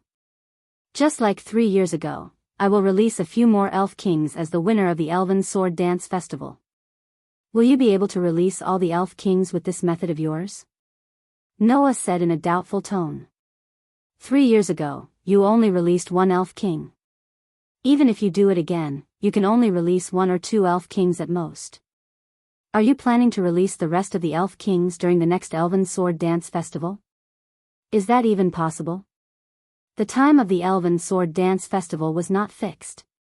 Whenever the Elf Kings wanted to hold the Elven Sword Dance Festival, they would inform their elf concubines through the oracle and let them announce the edict. In the past 30 years, the Elven Sword Dance Festival had only been held 3 times, 3 years ago, 15 years ago, and 24 years ago. Then, who knew when the next Elven Sword Dance Festival would be held? Moreover, the Elven Sword Dance Festival could only be attended by elf envoys below the age of 20. Lotus was already 17 years old. It was unknown if she would be able to participate in the next Elven Sword Dance Festival. Therefore, it was unrealistic to use this method to release all the Elf Kings. Lotus naturally understood this point. Therefore, Lotus spoke with a serious expression. My initial plan was to release the remaining 3 Elf Kings at once. Although it was a little difficult, it was not impossible. 3 pillars? Noah was stunned. You released 1 Elf King 3 years ago. There should be 4 Elf Kings left, right?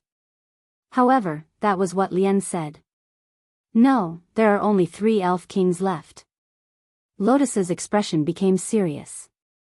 3 years ago, I only saw 4 Elf Kings in the Hall of Sacrifice. The Holy Elf King's seat in the center was empty. Empty? Noah was shocked. The Holy Elf King's seat was empty? Why? Don't ask me why. I don't know either. Lotus said directly. Even Rubia and Restia don't know why. How would I know? Hearing this, Noah looked at Restia. Restia nodded her head, confirming Lotus's words. Noah's brows immediately furrowed. It was another piece of unexpected news. No matter what, we should first release the remaining 3 Elf Kings in the Hall of Sacrifice. That was my previous plan. Lotus sighed. But now that I have lost to you, I can no longer win the Elven Sword Dance Festival. Hearing this, Restia raised her eyebrows and opened her mouth as if she wanted to say something. However, before she could, Noah spoke. Haven't you always wanted to know what I would do after knowing that the Elf King had gone crazy? Noah suddenly smiled. Now, I will tell you. After saying that, Noah directly voiced his thoughts. After knowing Noah's thoughts, Lotus and Restia widened their eyes in disbelief. However, at the same time, the 2 girls' hearts burned with passion. If what Noah said was true, then all their problems would be solved.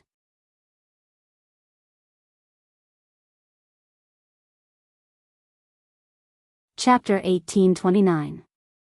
Bang! Accompanied by a heavy muffled sound, a figure suddenly flew out from a street in the abandoned city and smashed heavily onto the ground. He slid for a distance before coming to a stop. It was an elven envoy wearing a red and white uniform with strange patterns drawn on it. Judging from the uniform, this young girl was an elven envoy from the Holy Roha Kingdom. In other words, this young girl was a member of the Saint Knights. As an elven envoy from a kingdom on the same scale as the Holy Roha Kingdom and being able to represent the Holy Roha Kingdom in the finals of the Elven Sword Dance Festival, this young girl's strength was unimaginable. However, at this moment, this elven envoy was knocked to the ground without any ability to retaliate. The intense pain from her body made her groan. Damn! Damn it! The young girl could only lie on the ground and raise her head with difficulty, casting her gaze forward. There, a man and a woman were slowly walking over. They were none other than Noah and Lotus. The young girl glared at Noah and Lotus with resentment and spoke with a hoarse voice. Why is the male elven envoy and the strongest sword dancer together? The two of them were not from the same kingdom, nor were they companions. They were even enemies, so why would they be together? No matter how she thought about it, this elven envoy from the Holy Roha Kingdom couldn't figure it out. Of course, Noah and Lotus didn't need to explain it to her. After all, the resentment in the elven envoy's eyes made them feel uncomfortable. However, Noah and Lotus weren't surprised by the other party's reaction. During the preliminaries of the Elven Sword Dance Festival, Noah had defeated the other two elven envoy teams from the Holy Roha Kingdom. Moreover, he had ruthlessly turned the tables on them when they were looking down on a group of students. He had already offended the elven envoys of the Holy Roha Kingdom. During the finals of the previous Elven Sword Dance Festival, Lotus had defeated the trump card of the Holy Roha Kingdom and won the championship. It was impossible for these people to have a good impression of her. The result was like this. Therefore, there was nothing much to say to each other. Lotus stepped forward and took away the magic stone from the elven envoy. The elven envoy wanted to resist but was powerless to do so. Clang! A magic array immediately appeared under the elf and brought him back to the high shrine. Holding the demon stone, Lotus tossed it to Noah. That's the third piece. That was right. Since the morning, Noah and Lotus had been hunting in this abandoned city, and they had encountered two enemies. The first one he encountered was the Dragon Emperor Knights of the Dragon Duchy of Drago. The other party had two people working together, but they encountered Noah and Lotus. They couldn't even escape and were directly knocked down by Lotus, who took away two devil stones. The second time, he encountered the Saint Knights of the Kingdom of Divine Georgia. It was the elf envoy from before. Naturally, the other party did not even have the chance to escape and was directly dealt with by Lotus, resulting in the previous scene, which allowed Lotus to obtain the third magic stone. However, Lotus gave all three magic stones to Noah. For the sake of Noah's plan. In order to realize Noah's plan, it was necessary to enter the high shrine and directly meet the Elf King. Therefore, Lotus gave up the chance to win and chose to work together with Noah. She even began to assist Noah to win the Elven Sword Dance Festival. In the finals of the Elven Sword Dance Festival, only Lotus and Rubia could pose a threat to Noah. Now, Rubia had withdrawn, and Lotus stood on Noah's side. The result was naturally that the two of them dominated this abandoned city. There was no other possibility. Now, we have defeated one member of the Saint Knights and two members of the Dragon Emperor Knights. Noah tossed the magic stone in his hand. In addition to the magic stones of Red Lotus, Mauya, and Lily from your Purgatory Apostles, and my own magic stone, I have 7 magic stones. Today is the last day of the finals. There are less than 3 hours until the end of the competition.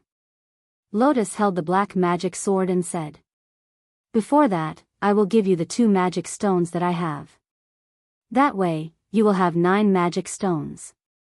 It shouldn't be a problem for you to win the competition, right?" The only teams that entered the finals of the Elven Sword Dance Festival were Fairy's Tale, Purgatory Apostles, Saint Knights, and Dragon Emperor Knights. A total of 4 teams. Each team had 5 people, so 4 teams would have 20 people. All the magic stones added up to 20 people. Noah alone obtained almost half of the magic stones. Unless someone else obtained the rest of the magic stones, there was no way they could win. It's still a little risky. Although it's difficult, we can't be sure that no one will obtain the rest of the magic stones. So, it's best to obtain one more magic stone to ensure that we have half of the magic stones. That way, we won't lose. As he said that, Noah noticed something else. He looked at Lotus. Oh right, you have 2 magic stones. One of them is yours, right? Who does the other one belong to? Is it the Saint Knights of the Holy Kingdom or the Dragon Emperor Knights of the Dragon Duchy of Draconia? Don't tell me it belongs to my companion. Neither. Lotus shook her head. That is the Purgatory Apostle's magic stone. The Purgatory Apostle's magic stone? Noah was stunned. You attacked your companion? To be more precise, it should be said that the other party attacked me. Lotus said calmly. Sarah Khan, the princess of the Alphys theocracy. She is also a member of the power that believes in the Demon King. She has always had her eyes on me, but she couldn't find a chance to attack me. Until this finals, when everyone would be randomly teleported, Sarah Khan found me. As for the result, there was no need to mention it. In the face of the Demon King who had fully awakened the power of the Dark Elf King, a human elf was just like an ant. How could there be a second ending? Noah was not familiar with Sarah Khan, but he faintly remembered that at the beginning of the preliminaries, when he found the Purgatory Apostle, she looked at him with a scheming and insidious gaze. That gaze made Noah very unhappy. So, at that time, Noah conveniently got rid of her. Since Noah could easily get rid of Sarah Khan, if Lotus wanted to deal with Sarah Khan, it would be just a matter of convenience. However, you are right. In order to ensure victory, it is necessary to obtain another magic stone. Lotus said. Although you can achieve your goal as long as one of your companions is not eliminated, but perhaps your companion has already been eliminated. You can't rely too much on this kind of uncertain thing. Noah nodded. At this time, Noah and Lotus' heart slightly moved. They turned their heads and looked in a certain direction. There, a figure slowly appeared. As soon as she appeared, her gaze landed on Lotus. I finally found you, Lotus Asubble. Hearing these words and seeing the full appearance of the other party, Lotus' eyes flickered as she softly said the other party's name. Luminalise Saint Richette, the newcomer was the ace general of the Holy Tuya Kingdom. 3 years ago, she was defeated by Lotus in the finals of the Elven Sword Dance Festival. She was the rumored holy elf envoy Luminalise. It wasn't just Luminalise. Whoosh! Almost at the same time, a gust of wind rose in the sky. A pitch-black dragon flew over, flapping its wings as it hovered above everyone, looking down at them from above. On the back of the giant black dragon, the ace general of the Dragon Duchy of Doragonia looked down at the 3 people below with a joyful smile on her delicate face. It seems that I came at the right time. Indeed, I came at the right time. Noah Doragonia. Lotus Asubble. Rayla Lancaster. Luminalise Saint Richette. On the last day of the finals of the Elven Sword Dance Festival, less than 3 hours before the end of the competition, on a street in the center of the abandoned city, the ace generals of the 4 teams representing the 4 countries gathered together.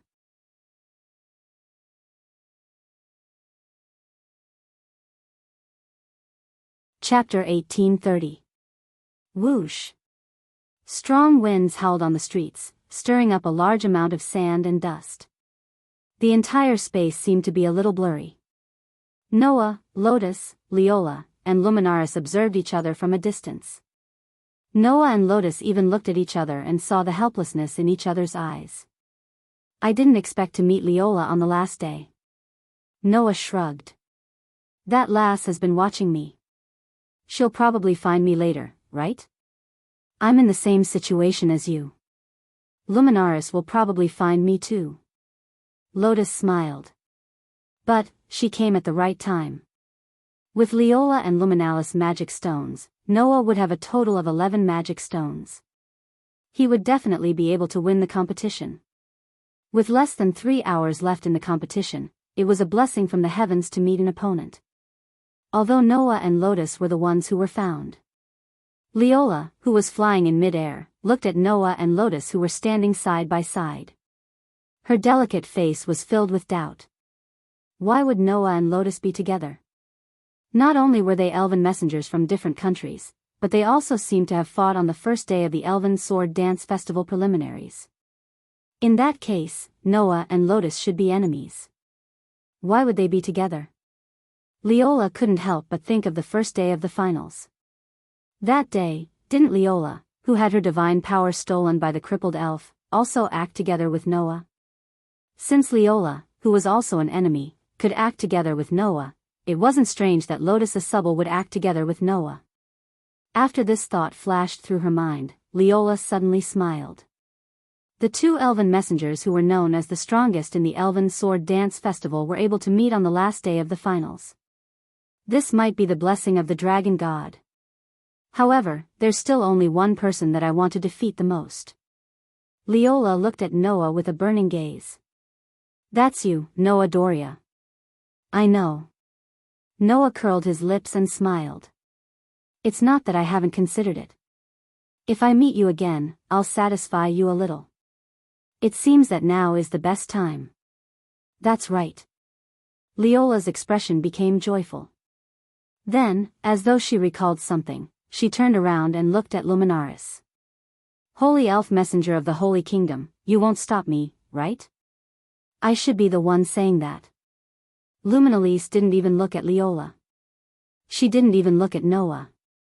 She only looked straight at Lotus and said as such. It's just as you said. Even though there are 2 elven envoys who are rated as the strongest here, there is still only one person I want to defeat the most, and that is Rena Subble. After that, Luminaris gathered a flash of light in her hand. The light turned into a pure white holy sword that Luminaris gripped tightly in her hand. Holding the pure white holy sword, Luminaris pointed at Lotus from afar, her eyes full of determination. Luminaris, you haven't forgotten the finals 3 years ago, right? Of course, I haven't forgotten, Luminaris nodded. You were the only one who gave me a tough battle during the Elven Sword Dance Festival 3 years ago. I still remember you. After saying this, Lotus muttered in her heart. Of course, I didn't use the Dark Elf King's power during the Elven Sword Dance Festival 3 years ago.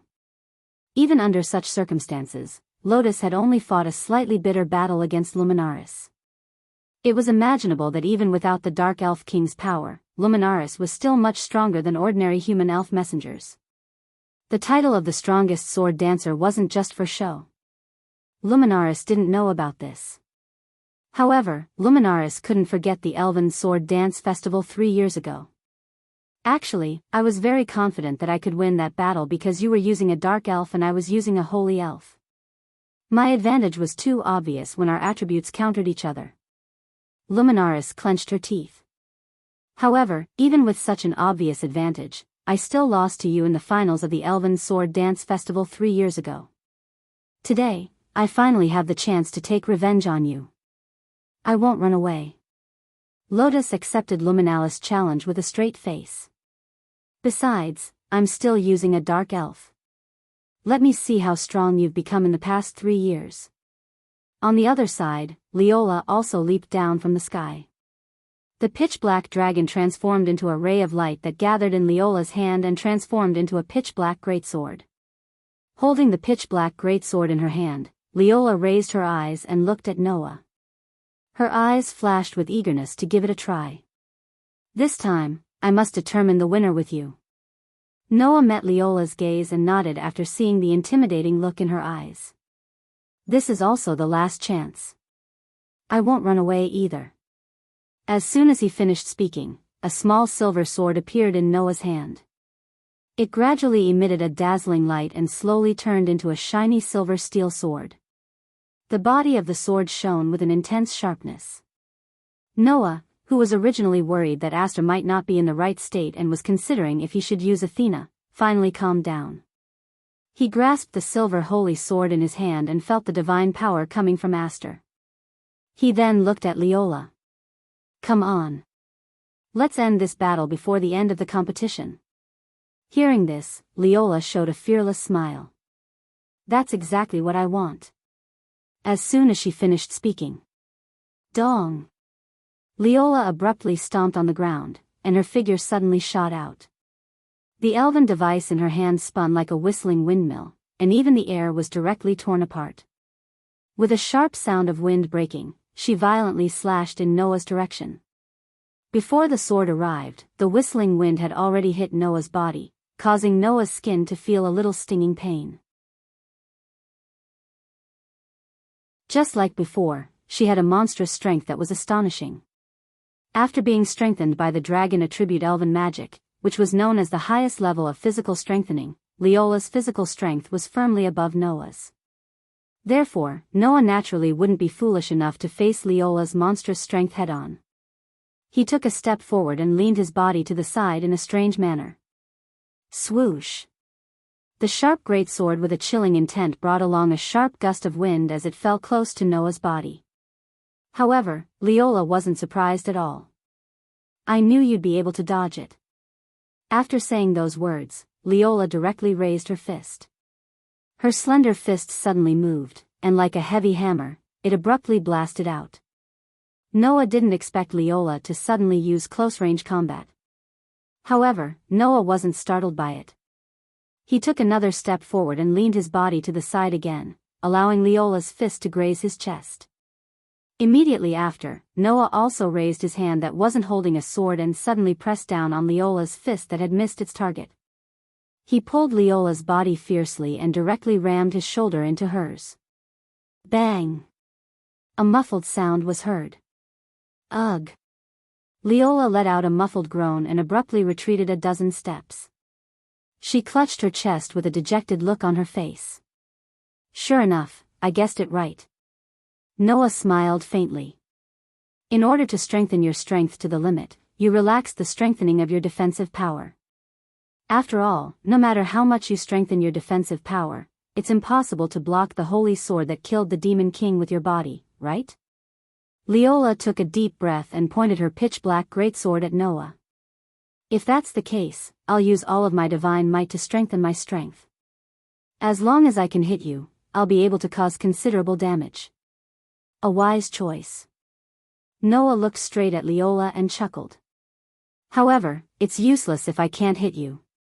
Then I'll think of a way to hit you." Leola's eyes burned with scorching battle intent once again. The wyverns of Dalagonia will go all out even when hunting lions.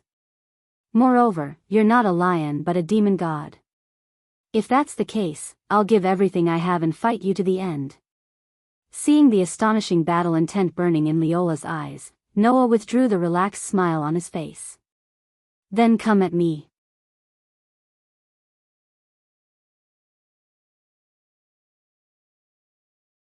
Chapter 1831. Hiya! She dashed forward. The dragon dukedom of Doragonia's dragon dukedom roared with a pitch-black greatsword in her hand. She dashed forward violently as if she wanted to squeeze out all of her strength. In front of her, the only male elf user on the continent gazed at Leola and gently raised the holy sword in his hand. In the next moment, the silver holy sword and the pitch-black greatsword both turned into sword lights. Clank! The pure white and pitch-black sword lights collided with each other, creating crisp clanking noises. In an instant, sparks flew everywhere, and phosphorescent godly power rippled like waves of ripples from the elven devices that collided with each other. Hiya! Leola roared like a huge dragon and instantly suppressed Noah with the help of the dragon attribute elven magic to strengthen her body. Immediately after, the pitch-black greatsword turned into an endless stream of slashes like a storm, swinging in Noah's direction like a torrential storm. His vision was already covered by the saber lights and sword shadows. Noah's pitch-black and deep eyes were as calm as a lake without any ripples. He gently raised the holy sword in his hand again. Clank! Clank! Clank! Clank! If Leola's sword was like a storm that could tear a person's body apart, then Noah's sword was just the opposite. It danced in the void casually like a gentle breeze. However, even so, the storm-like slashes were still deflected by the holy sword, which was like a gentle breeze brushing against one's face.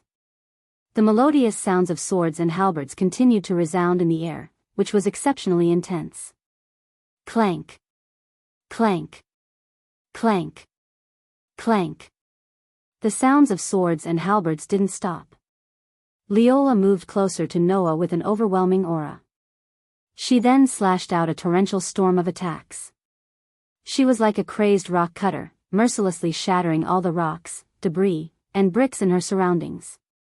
In the face of such a violent combo, let alone a human, even if a dragon were to barge in, it would be instantly engulfed in the crazily dancing shadows of swords and sabers. Blood and internal organs would splatter, and its body would be smashed into pieces. However, Noah was in the middle of it all. Although Noah had been constantly retreating to avoid being overwhelmed by Leola's astonishing arm strength, he was still able to receive Leola's storm-like slashes every time he swung his sword. Clang, clang, clang, clang, clang. Sparks flew as the two swords clashed. Huff, huff, huff, huff. The whirling elven device stirred up howling winds. One advanced while the other retreated, one attacked while the other defended, and they displayed an extremely intense sword dance. Everywhere they passed, numerous cracks were slashed open on the ground, and it was like a typhoon had passed by, causing it to be extremely shocking. Luminaris held her breath at the sight of this. It had to be said that the intensity of the sword dance had exceeded Luminaris's imagination. Initially, apart from Liena Subble, Luminaris didn't take anyone seriously in this elven sword dance festival. Even though she knew that Noah had defeated Versilia and that Leola was the trump card of the Draconic Duchy of Draconic Kingdom, Luminaris didn't take them seriously and didn't treat them as formidable enemies. It wasn't that Luminaris looked down on Noah and Leola, but in Luminaris's heart, no matter how powerful Noah and Leola were, they couldn't be compared to the strongest sword dancer. Luminaris's goal was to defeat the strongest sword dancer. As such, Luminaris naturally wouldn't be too wary of the elven envoy whom she thought was inferior to Lien. She only took them seriously. Now, after witnessing the battle between Noah and Leola, Luminaris finally understood. Even if they couldn't be compared to Lien, they weren't existences that she could simply ignore. At the very least, the power that Leola displayed was enough to make Luminaris feel solemn. What made Luminaris feel even more solemn was Noah. Luminaris admitted that if she was in Leola's shoes, she would never be able to parry Leola's attacks so perfectly even if she didn't get flustered. She would never have been able to parry Leola's attacks so perfectly even if she didn't get flustered. However, Noah was standing in the middle of the stormy attacks like a rock cutter. Not only did he deflect all of Leola's attacks, but he also had a calm expression on his face as though it wasn't strenuous at all. Moreover, from the beginning to the end, Noah was only parrying and didn't attack at all. Thus, Luminaris immediately understood. He's going easy on me? Luminaris immediately denied this sentence as soon as it came out of her mouth. He's not going easy on me, Lien said calmly. If Noah had switched from defense to offense, the outcome would have been decided in an instant. If Noah was willing, the Dragon Lady might not even have the chance to attack and would be killed immediately. However, the Dragon Lady is a respectable elven envoy. Therefore, Noah probably wants her to retain some of her dignity, which is why he allowed the Dragon Lady to attack, right? Is that so? Luminaris said coldly. Isn't that going easy on her? He's just giving the opportunity to attack first to his opponent. It's not considered going easy on him. Once he switches from defense to offense, Noah will still decide the outcome of the battle in an instant. He's showing his opponent the greatest respect. Lien looked up and stared at Luminaris. I'll also give you the opportunity to attack first and decide the outcome of the battle in an instant. This is the respect I'm showing you in this elven sword dance festival. Is that so? Luminaris gripped the elven device in her hand tightly as the light in her eyes turned colder and colder. Then I'd like to see if you can kill me in an instant when you switch from defense to offense. As soon as she finished speaking, Luminalise also rushed towards Lotus like a storm. Clank. Following the sound of a collision that was louder than any of the previous ones, the storm-like battle finally came to a stop. Ha! Ha! Ha! Ha! Holding the pitch-black greatsword tightly, Leola, who was holding it in front of her, still stared at Noah. Her chest was heaving up and down as she panted continuously. Obviously, the fierce attack just now had consumed a lot of the dragon lady's stamina. On the other hand, Noah pointed the sacred sword diagonally to the ground.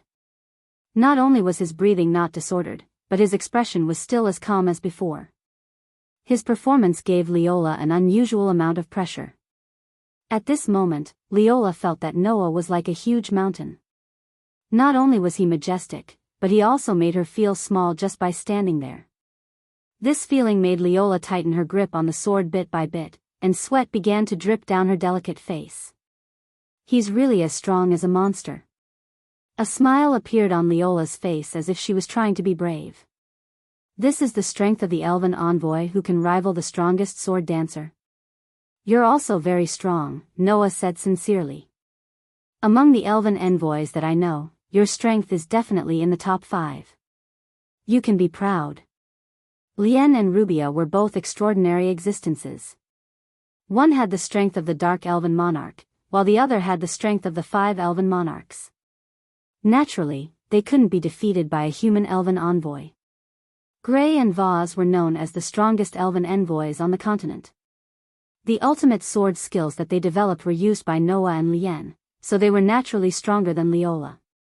However, apart from these existences, Leola was definitely the strongest elven envoy that Noah had ever seen. Even Versilia might not be Leola's match.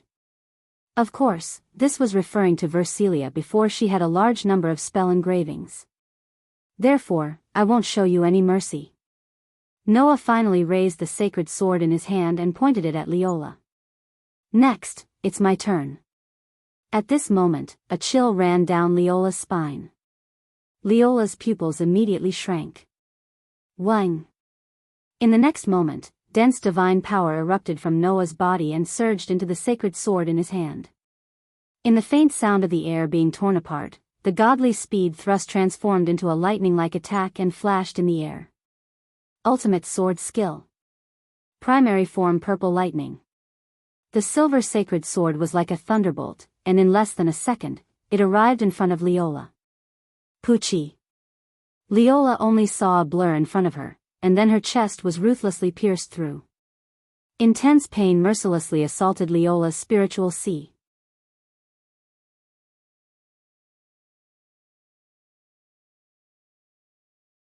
Chapter 1832. The battle ended in an instant. Lying on the ground, Leola clutched her chest. Her face showed a little pain, but more than that, she was satisfied.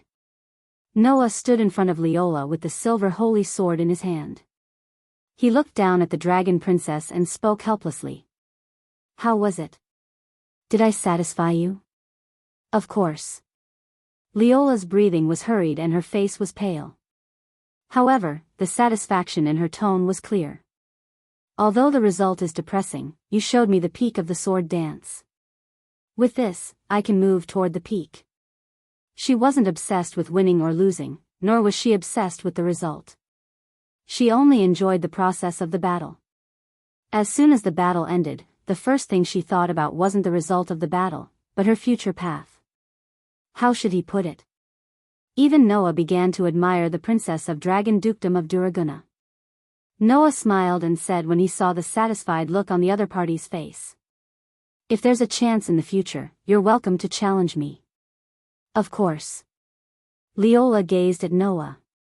Even though she couldn't stand up and suffered a crushing defeat, her eyes were still filled with scorching battle intent. From now on, you're my target. Looking at the scorching battle intent in Leola's eyes that didn't diminish at all and was even denser than before, Noah shrugged and welcomed her in a dignified manner. Shing!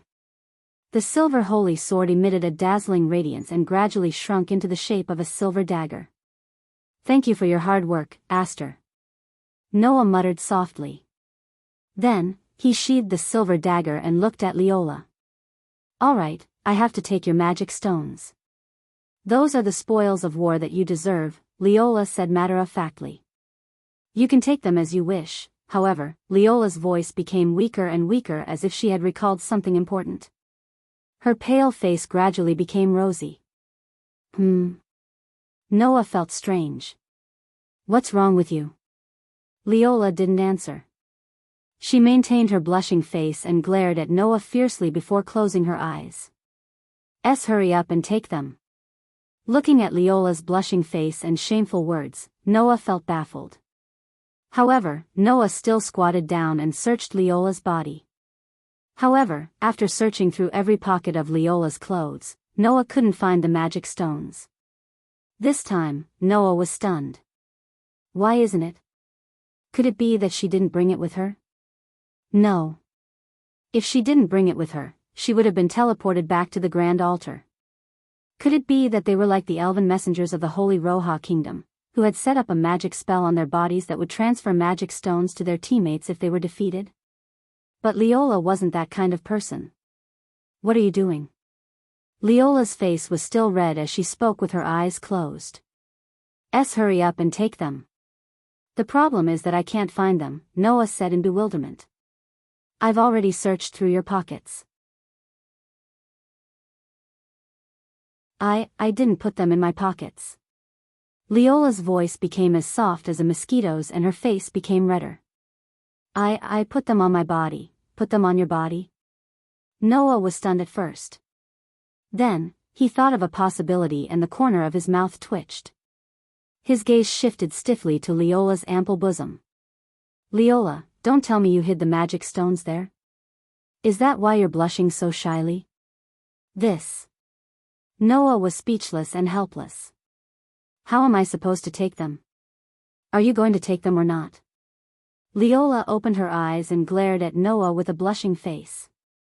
If you're a man, you should be more straightforward. Upon hearing that, Noah was amused. Be more straightforward, right? No problem. Since the girl didn't think there was a problem, what was there to be afraid of as a man? With that in mind, Noah reached out his hand. On the other side, the battle between Lotus and Luminalis had also come to an end. Just like Noah, Lotus only endured Luminalis attacks and went into a defensive stance, completely deflecting Luminalis attacks. Unlike Leola, Luminalis didn't just attack ferociously. Sometimes, she would widen the distance and cast elven magic on Lotus. However, in the face of Luminalis elven magic, Lotus also released her own magic sword technique. Death announcing dark lightning. A pitch-black bolt of lightning erupted from the pitch-black magic sword. It flashed through the air and headed straight for Luminaris. Luminalis didn't even have time to react before she was struck by the pitch-black lightning. Beep beep beep. The violent pitch-black electric current surged on Luminalis' body and continuously caused damage to her. Ah! Luminalis couldn't help but let out a sorrowful cry. When the pitch-black electric current dissipated from Luminalis' body, she fell to the ground with smoke rising from her body. The winner was revealed just like that. Damn it. Luminalis struggled a few times but couldn't stand up from the ground. She couldn't help but have a regretful expression on her face. Undoubtedly, I have an absolute advantage in terms of attributes, but I actually lost so miserably. 3 years ago, even though Lotus had won against Luminalis due to the fact that their attributes were against each other, it was still a tough battle. 3 years later, Luminalis was no longer able to give Lotus a hard fight. She was defeated by Lotus in one hit. The gap between them wasn't small. However, that was natural. 3 years ago, Lotus only learned the ultimate sword skill under Grey and Vartha's guidance for a year. As a result, she dominated the Elven Sword Dance Festival and obtained the title of the strongest sword dancer. Now, after 3 years, under continuous training, Lotus's sword dance technique had already reached a level that shocked even Noah. It was far from what it was 3 years ago. Therefore, even without using the power of the Dark Elf King, Lotus could still defeat Luminalis in one strike. Moreover, it was under the condition that their attributes countered each other. Even without the power of the Dark Elf King, Lotus' strength was already much stronger than the rest of the elves. It was estimated that even if Grey and Varth recovered the strength that they had when they were the strongest elves in the continent, they wouldn't be able to defeat Lotus, who didn't use the power of the Dark Elf King. Naturally, Luminalise wouldn't be able to defeat Lotus either. "You're already very strong," Lotus said to Luminalise. "However, I'm stronger than you." After saying that, Lotus squatted down and snatched the magic stone away from Luminalise, who was extremely unwilling to accept the outcome. Buzz. After a while, a teleportation magic array flashed under Luminalise and disappeared on the spot with her. Buzz. Almost at the same time, not far away, another magic array flashed into existence, letting out a clear and audible trembling sound. Lotus looked over and saw Leola being teleported back to the grand shrine by the magic array with a flushed face and disappeared into the air. As for Noah, he was holding a magic stone in his hand with an awkward expression, as if the magic stone was hot. Under such circumstances, even the atmosphere in the air had become a little strange, causing Lotus to frown and approach. "What's wrong?" "No. Nothing." Noah coughed dryly as if he had done something shameful. He pretended to be calm and put away the slightly warm magic stone in his hand. "Is it over on your side?" "It's over." Lotus looked at Noah suspiciously and then gave the 3 magic stones to Noah. "With this, you have 11 magic stones. Winning the championship is no longer a problem." Noah took the 3 magic stones from Lotus's hand and turned to look at her. "What are you going to do next?" "I'll stay in the sanctuary for the time being." Lotus looked straight at Noah. "I look forward to the best news you can bring." After saying that, a teleportation magic array suddenly flashed under Lotus and turned into a burst of light particles and disappeared on the spot. Noah quietly watched Lotus leave. After a while, he raised his head and looked at the sky. Next is the real show. Just like that, the end of the competition slowly arrived.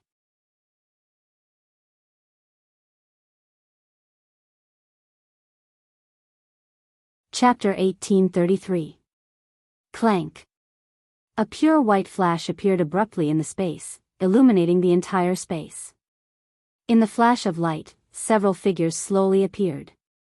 Together with the magic array, they were directly teleported into this room. Noah felt that his vision suddenly turned pure white, and then he appeared in this room. Taking a closer look, he found that this was a rather grand and luxurious room. "How is it? Are we back?" "Seems like we're back." "We should be back, right?" While Noah was observing his surroundings, the voices of several young girls suddenly rang out beside him. Noah turned his head and looked to the side. He immediately saw his companions. The group of girls also noticed Noah's presence. Their eyes lit up, and they quickly approached him. What's the situation now?" Claire asked nervously. "We should have returned to the floating island in the holy region, right?" "That's right, we're back." Fianna looked around and seemed to confirm something. She nodded. "I came here when I was still Witch G of the Divine Rites Court. This is the audience hall in the deepest part of the Great Sacrificial Hall. Usually, if someone wants to see the elf concubine and is allowed to do so, the elf concubine will summon them here." "The audience hall of the elf concubine?" Alice asked in surprise and doubt. "Why were we teleported here?" "Yeah." Lindsley seemed to be surprised as well. "Also, it seems like only our team was teleported here." "Why is that?" "The reason? Isn't it easy to guess?" Noah curled his lips and smiled. "Only we were teleported here after the elven sword dance ritual ended. The other teams weren't teleported here. There should be only one reason, right?" Hearing this, Claire, Lindsley, Fianna, and Alice became excited. "That's right. Since only Noah's team was teleported to the audience hall of the elf concubine, there could only be one reason." Right at this moment, a voice sounded. Just as everyone thought, the only people who will be teleported here are the winners of the Elven Sword Dance Festival. Congratulations on your victory. Following this voice, a young girl slowly walked out from behind the curtain at the very front of the audience hall. It was a girl with waist-length black hair neatly combed into a braid. The young girl was wearing a bright red ceremonial dress. She seemed to be only 14 or 15 years old, but there was an indescribable majesty and nobility about her. It was enough to make ordinary people hold their breaths when facing this young girl. Although Noah's group did not hold their breaths, they were still shocked by the girl's appearance. That was because Noah and the others had seen them before. When the Elven Sword Dance Festival officially began and the rules and venue of the competition were announced, Noah and the others had seen this young girl among the 5 elven concubines who announced the oracle of the Elven King. That was right. This girl was Fairy Concubine. Moreover, she had inherited the position of Lubia Elstian, the elf concubine of Calamity. She was the Fire Elf concubine who served the Fire Elf King. Lexia Alminas. That was the young girl's name. Lexia. Fianna happily stepped forward. Senior Fianna. The Fire Elf concubine also happily stepped forward. The two girls hugged each other just like that, their charming faces full of happiness. This made Claire, Linley, and Alice jump in fright again. Fianna? Claire nervously said in surprise. You know the Fire Elf concubine? Of course I know her. Fianna was still hugging Lexia, she even rubbed her cheeks. When I was still in the divine ceremonial courtyard, Lexia had not become the Fire Elf concubine yet. Back then, Lexia was my cute junior. Senior Fianna. Lexia seemed to be tickled by Fianna's rubbing and said embarrassedly. I'm not the child of that time anymore. Ah. Fianna suddenly laughed mischievously. In other words, Lexia has grown up? Then let me check.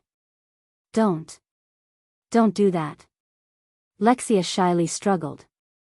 At least don't do it here. Claire, Linley, Alice, and the other girls broke out in cold sweat when they saw Viviana rubbing Lexia's body all over with a smirk on her face. Hurry up and stop. Alice hurriedly stepped forward and stopped Fianna. Even if she was once a good friend, she is now the Fire Elf concubine. You are being disrespectful. That's right. Linley couldn't help but say. Please stop, it's not good for your heart. Although Fianna was the princess of a kingdom, she paled in comparison to the Fire Elf concubine. After all, the Fire Elf king was the ruler of the world, and the Fire Elf concubine was an existence that directly served the Fire Elf king. Not to mention the princess of a kingdom, even the emperors and kings of large kingdoms had to speak politely in front of the Fire Elf concubine.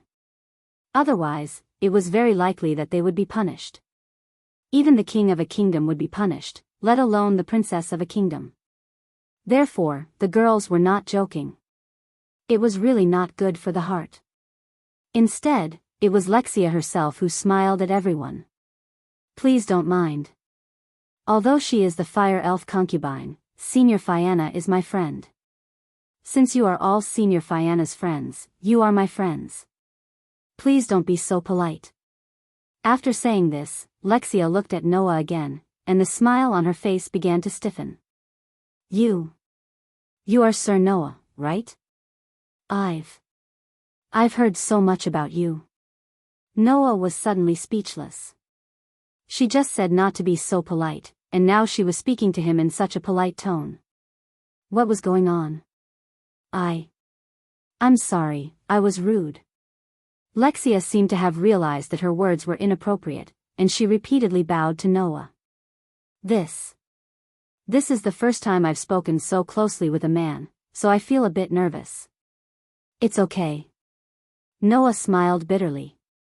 I can understand. Hee. Fianna snickered. Lexia is still as cute as before. Senior Fianna. Lexia raised her small fists and bashfully pounded Fianna's back, making Fianna laugh non-stop. From this scene, it could be seen that Fianna and Lexia's relationship was very good. After fooling around for a while, Lexia sorted out her mood and smiled calmly at Noah and the others, befitting her noble status as the fire elf concubine.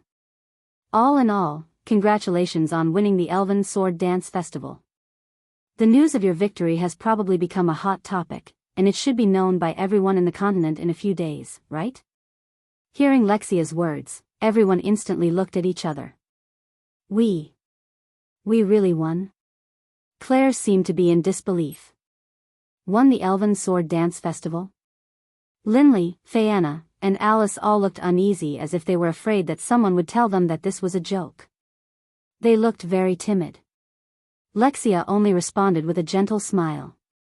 If you don't believe me, you can confirm how many magic stones you have received. Hearing this, everyone came to their senses. After we separated from Noah, we met 2 elven ambassadors from the Dragon Duchy of Duragonia and 3 from the Holy Caribou Kingdom. Alice took out the magic stones she had received. Because the 4 of us acted together, and each time we met an enemy, there were only 1 or 2 of us, so we easily won. We received 5 magic stones. Fianna collected the magic stones of the girls. Together with the magic stones from the 4 of us, we have a total of 9 magic stones. What about you? Linley looked at Noah. Did you get anything? Noah didn't answer immediately. Instead, he looked at the girls in astonishment, and then, he didn't know whether to laugh or cry. I didn't expect you to take care of the rest of the elven ambassadors. This way, our victory is indeed unshakable. Noah took out the remaining 11 magic stones, and under the shocked expressions of the girls, he suddenly smiled. After all, we defeated all the elven ambassadors of the other teams without any injuries.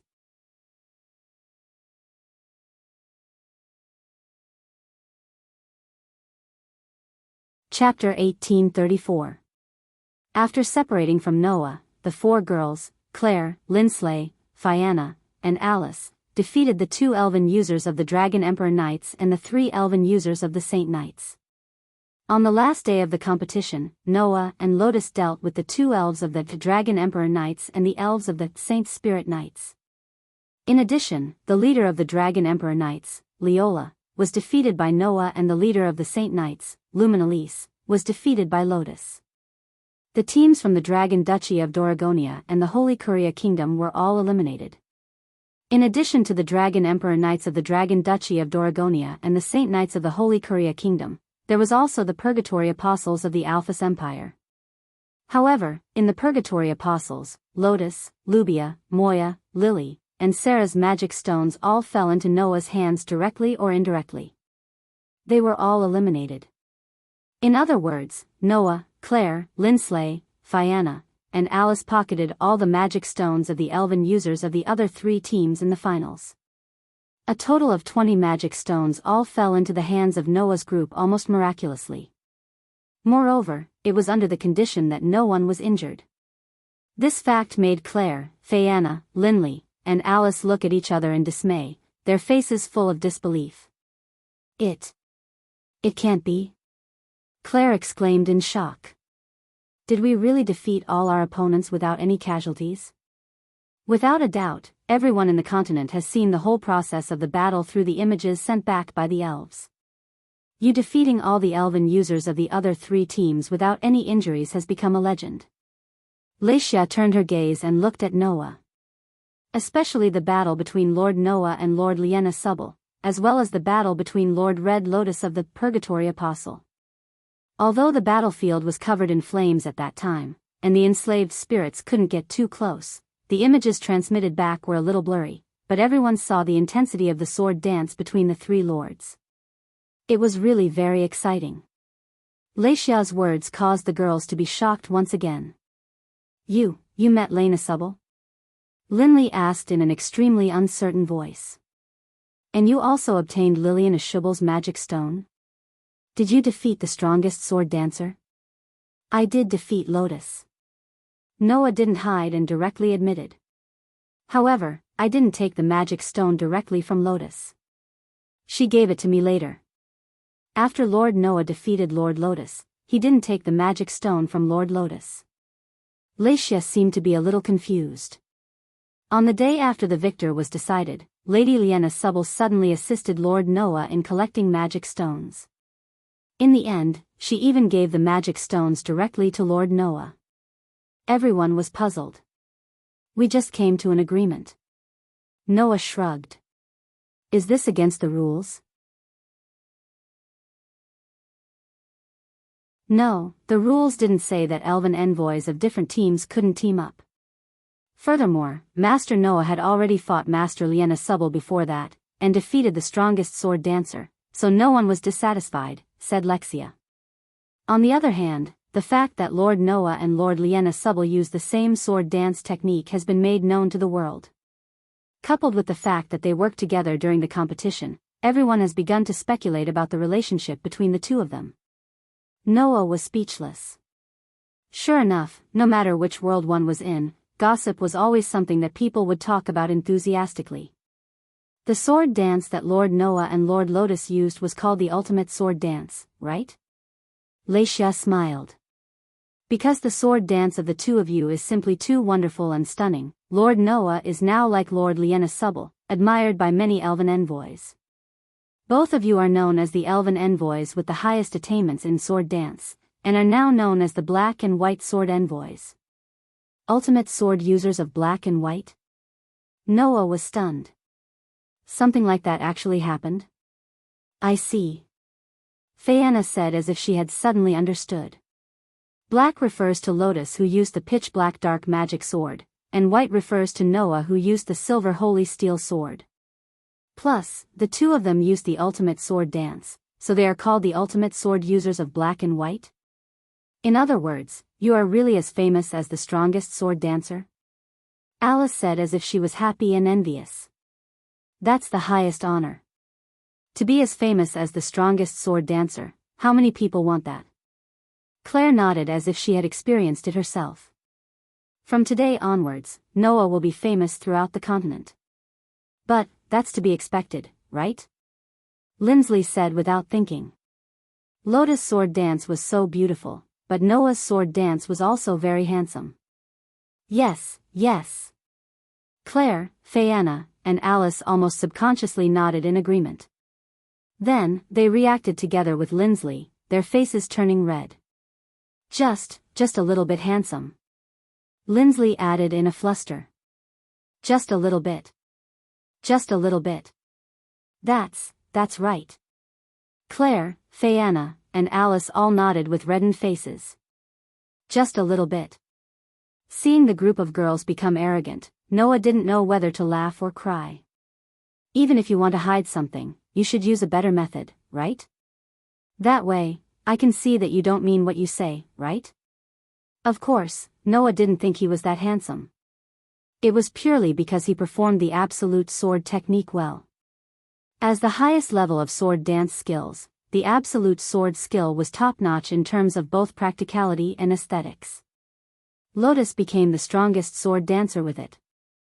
Now, Noah also used the absolute sword technique and became as famous as the strongest sword dancer. The absolute sword envoy of black and white? Noah murmured. Maybe it's an ill-fated relationship? The black came from the Vorpal sword, which penetrates the truth. White came from the demon slayer. In the past, the fairy device belonged to the Saintess and the demon king respectively. Now, in the hands of Noah and Lotus, it became synonymous. It was indeed an ill-fated relationship. Of course, the demon king Lotus and the Saintess Lubia had always been together. That might also be an ill-fated relationship. No matter what, we won. Fayanna smiled happily. There's nothing more worth being happy about. That's right. Alice nodded with a rare look of joy on her face. This way, everyone's wish can come true. Hearing Fayanna and Alice's words, Claire and Lindley's eyes turned red. Unlike Fayanna and Alice, Claire and Lindley participated in the Elven Sword Dance Festival because they had a wish that absolutely could come true. Claire wanted to know the truth about her sister's betrayal. Lindley wanted to save her sister who was sealed in the ice spell. Now, their wish could finally come true. Both of them had the urge to cry. Seeing this scene, Noah's mood was very complicated. Noah could now help Claire fulfill her wish. But what kind of reaction would Claire have after knowing the truth? And Linley was even worse. The Elven King had already gone crazy. Therefore, whether or not Linley's wish could be realized was still a question. What's more, what Noah wanted to do next would eliminate their chance to make a wish. But even so, Noah still had to do it. When Noah's mood became extremely complicated, Leisha continued. In the evening, we'll hold a celebration for everyone. Nobles from all countries will be present. After the celebration, we'll be responsible for sending everyone to the Hall of True Sacrifice and making a wish in front of the Elven King. Please remember this process. After saying this, Leisha chatted with Fianna for a while before leaving Noah and the others alone.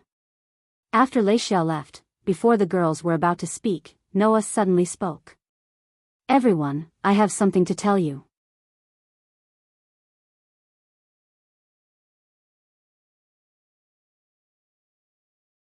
Chapter 1835. The Elven King went mad? In the audience hall of the Great Sacrificial Hall, when Noah told the girls everything he knew, they were all dumbfounded. That red lotus is elder sister? Claire's delicate body began to tremble. An indescribably heavy atmosphere pervaded the entire audience hall. The expressions of the girls kept changing, their eyes filled with extreme shock and disbelief. It was as if their minds had been attacked, and they were stunned on the spot. I know it's hard for you to accept the truth immediately, and I know you won't easily believe such a ridiculous thing, but I have to tell you that it's all true. Noah sighed. It's not just me. Lotus also knows the truth, and even assassinated the Elven King 3 years ago. Her words are probably more convincing than mine. If you want to verify it with her, I can help you find her. Even that Lotus Asubble knows about this? Lindsley was truly shocked. Moreover, Lotus Asubble assassinated the Elven King 3 years ago? This isn't a joke, right? Alice's eyes were full of shock. The Elven King went mad, the Elven Mistress of Calamity appeared in this year's Elven Sword Dance Festival, and even the strongest sword dancer assassinated the Elven King. Is this all true? I can't imagine it. Fianna seemed to tremble, and her pretty face turned slightly pale. If it's really like this, then what about the witches of the Divine Ceremonial Court, who swore to serve the Elven King with everything we have? Obviously, the truth behind the Elf King's madness was a shock to everyone's mind. That was to be expected.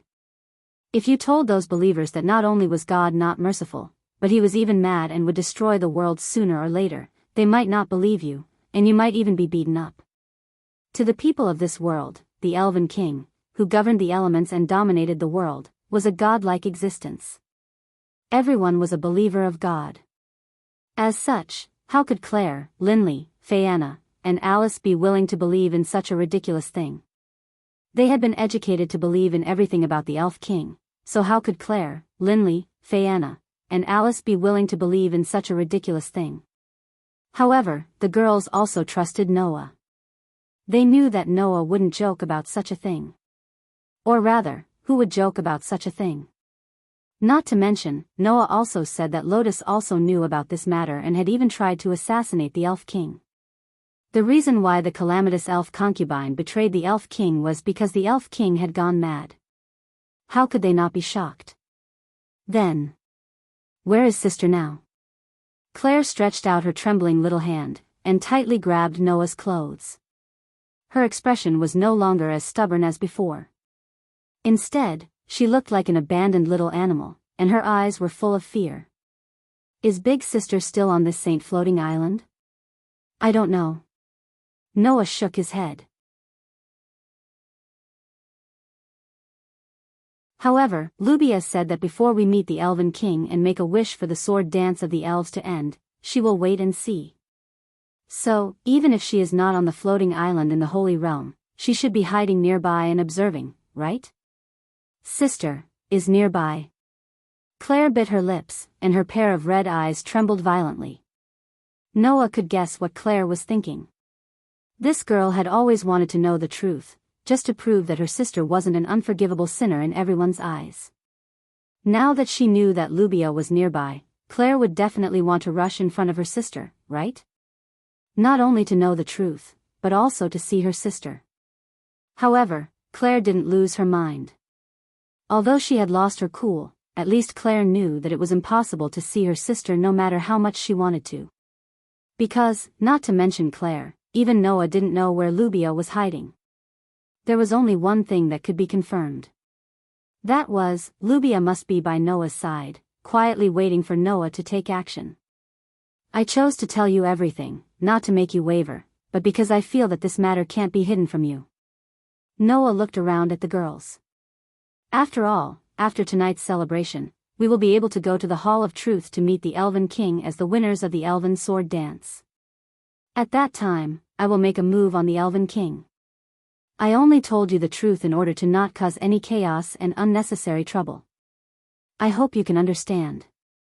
Make a move on the Elven King? Claire, Linley, Fayanna, and Alice couldn't help but swallow their saliva. You want to assassinate the Elven King like Lyanna Subble 3 years ago? Fayanna couldn't help but ask. Can you do that kind of thing? Yes. Yes. Alice couldn't help but say. We are only students. No matter how outstanding we are still humans. How can we fight against the rulers of this world? You don't want to reconsider? Linley lost her calm and said shakily. That's too dangerous. It's not just dangerous. Claire's expression became extremely complicated. If we don't do it right, we might be seen as a sinner who betrayed the Elven King like sister. Even if the Elven King is angered once again, would that still be fine? Claire's words silenced the rest of the girls. Although they still found it hard to believe that the Elven King had gone crazy, even if it was true, Noah's actions only meant one thing. He would become the enemy of the world. This was the consequence of making a move on the Elven King. Noah only smiled faintly at this. 3 years ago, Lyanna assassinated the Water Elven King and freed him. If the Elven King wanted to vent his anger, he could have done so 3 years ago, but he didn't. This time should be the same, right? At this point, Noah's eyes narrowed slightly. Moreover, I won't be like Lyanna and only release one Elven King. If I can release all the Elven Kings, without the Elven King going crazy, the human world won't be threatened. Hearing this, the group of young girls looked at each other, not knowing what to say. Regardless of whether it was Claire, Linley, Fayanna, or Alice, although they all had prominent family backgrounds, in the end, they were only ordinary girls. Not to mention coming into contact with the darkness of this world, these girls usually didn't even come into contact with the opposite sex in order to maintain their purity. Now that they suddenly came into contact with such a heavy matter and the truth, how could they remain calm? However, there was one thing that the group of girls finally understood. The girls' wishes probably couldn't be realized. Fayanna and Alice, who didn't have any wishes, didn't think much of it. Claire's wish was to know the truth about her sister's betrayal, and this wish had now been realized. Only Lin Si Lei sat weakly on the ground, her eyes red. Doesn't that mean there's no way to save Yudia? Linley's sobbing words made Claire, Fayanna, and Alice feel sad. Noah was the only one who said it directly. That's not the case. After saying this, Noah took out his gift card and took out a piece of elven Oregon. Do you still remember the elves we met in the underground maze of the abandoned city? Noah raised the elven ore in front of Linley. That elven girl who lost her memories and power was actually the Water Elven King that Lyanna released from the Hall of True Sacrifice 3 years ago. Isalia Shiva. Water Sprite King? Lin Silei was shocked. Isalia Shiva? Claire, Fayanna, and Alice all sucked in a breath of cold air. If we can help the Water Elven King regain her power and memories, not only will it be helpful to me, it should also be helpful to your sister who was sealed in the ice spell by the Water Elven King. Noah looked at Fayanna. However, the Water Elven King's memories and power have been sealed. Fayanna, I want to ask you to help Isalia Shiva with the unsealing ceremony and undo the seal on her body. Me? Fayanna opened her mouth wide.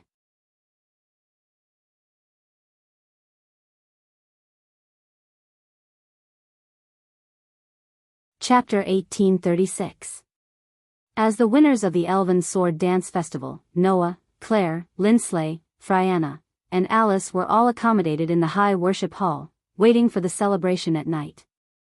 After Laetia excused herself, she had the witches of the Divine Ceremonial Courtyard prepare rooms for Noah and the others. Thus, Noah and the others directly moved to the room assigned to Noah. However, at this moment, in the middle of this rather spacious room, there was a very complicated and mysterious magic array. Around the magic array, there were small altars. On each of the altars, there was a burning candle flame. And in the middle of the magic array, a young elven girl with water-like sky-blue waist-length hair was lying on the ground with a tranquil expression. Seeing the young elven girl lying on the ground, Claire, Lindsley, Frianna, and Alice looked at each other in dismay. "Hey, Noah." Frianna couldn't help but ask. "Is this child really the Water Elf Queen?" "How would I know?" Noah said irresponsibly. "Anyway, that's what Lotus said when she saw this child. The Elf Queen of Calamity also tried to kill her at the beginning. It wasn't easy for me to protect her. If you tell me that this child isn't the Water Elf Queen, then even I will complain, right?" Although that was what she said, Noah was basically certain that this young elven girl was the Water Elf Queen. Not only because he had seen the Water Elf Queen in the Hall of Truth and Lotus had promised to release her, but also because this young elven girl had mentioned the otherworld darkness more than once when her memory was stimulated in the abandoned city. That terrified look was still fresh in Noah's mind. If this young elven girl wasn't the Water Elf Queen, even Noah wouldn't believe it. "I know you don't believe it." Noah spread out his hands. "In short, first use the unsealing ceremony to undo the seal on this child. When she recovers her memory, then the truth will be revealed." Or, is there a problem with the unsealing ceremony? There's no problem with the unsealing ceremony, but if you want to use the unsealing ceremony to undo the seal, you must know the real name of the unsealing target. Frianna said. "If the name is fake, then no matter what, you can't undo the seal." Obviously, Frianna still didn't dare to believe it. In this regard, Noah didn't explain further and directly said, "You can begin now." "Okay." Frianna nodded helplessly. "Then let's begin." After saying that, Frianna's expression became serious. That expression faintly revealed a noble temperament. However, that was the expression that a former fairy concubine candidate should have. Then, under everyone's gaze, Viviana slowly stepped forward and came to the back of the elf girl lying on the ground, facing Noah and the others. Then, Viviana closed her eyes and slowly opened her hand toward the elf girl lying in front of her. "Thou, Isalia Shiva, is hereby liberated." The moment that clear voice sounded, Frianna's entire body fluctuated with dense divine power. Boom! The candlelight on the surrounding altars suddenly swelled like an explosion, igniting the altars one by one and slowly burning them. Clank! The magic array drawn on the ground began to bloom with dazzling light. The light was like a torrent, converging on the body of the elf queen lying in the center of the magic array. Hum! At this moment, the space around the elven girl suddenly trembled, causing her body to flash with a dazzling light. Ugh! The elf queen's tranquil expression suddenly distorted, revealing a painful expression. Seeing this scene, Claire, Linley, and Alice's group all trembled. It's moving. Alice cried out in panic. She moved. Stupid idiot. Linley seemed to be startled by Alice's shout. Don't scare me. That's not a doll. Of course she can move. Claire complained. Alice. Don't make a fuss over nothing, okay? Saying this, Claire, Linley, and Alice all became visibly agitated due to their nervousness. After all, the one lying in front of them wasn't an ordinary elf, not even an ordinary humanoid elf, but a god who ruled the entire world, the Elf King. If a god appeared in front of them, no one would be able to remain calm, right? At this moment, the group of girls fell into extreme nervousness due to their emotions. Only Noah, who was staring at the elven girl's pained expression, didn't miss the elven girl's soft, mosquito-like murmurs. Darkness. Darkness. The elf queen's delicate body trembled as she murmured in a dreamlike voice. Darkness is devouring me. Hearing these murmurs clearly, Noah's eyes rippled slightly. The excited Claire, Linley, and Alice seemed to have finally heard the elven girl's murmur. They all held their breaths. Darkness? Claire murmured. Could it be the otherworldly darkness that Noah mentioned that would drive the elf king crazy? This means. Alice began to feel uneasy. Is this child really the elf king? The elf king. Linley looked at the child she had met by chance in the underground maze with a complicated expression. I didn't expect this child to be the elf king. Fianna also seemed to be shaken, but she displayed the qualities of an excellent witch of the divine ceremonial court. After a while, she regained her composure and continued to pray and bless with her eyes closed. Under such circumstances, the light of the magic array drawn on the ground became more and more intense, and the surrounding altars burned even more fiercely. On the contrary, the elf queen's pained expression began to disappear little by little, and her expression returned to its original tranquility. However, everyone present had a feeling. Undoubtedly, it was exactly the same expression as before. But as the unsealing ceremony progressed, that tranquil expression made the elf queen emit an indescribable temperament. That temperament was ancient and tranquil, with an extraordinary feeling. Looking at that tranquil and tender face, everyone had a thought in their minds. The person in front of them was an incomparably honorable and noble existence. Clang, the rich light began to dissipate little by little. Phew, the surrounding altars had been burned to ashes, leaving only a pile of dust.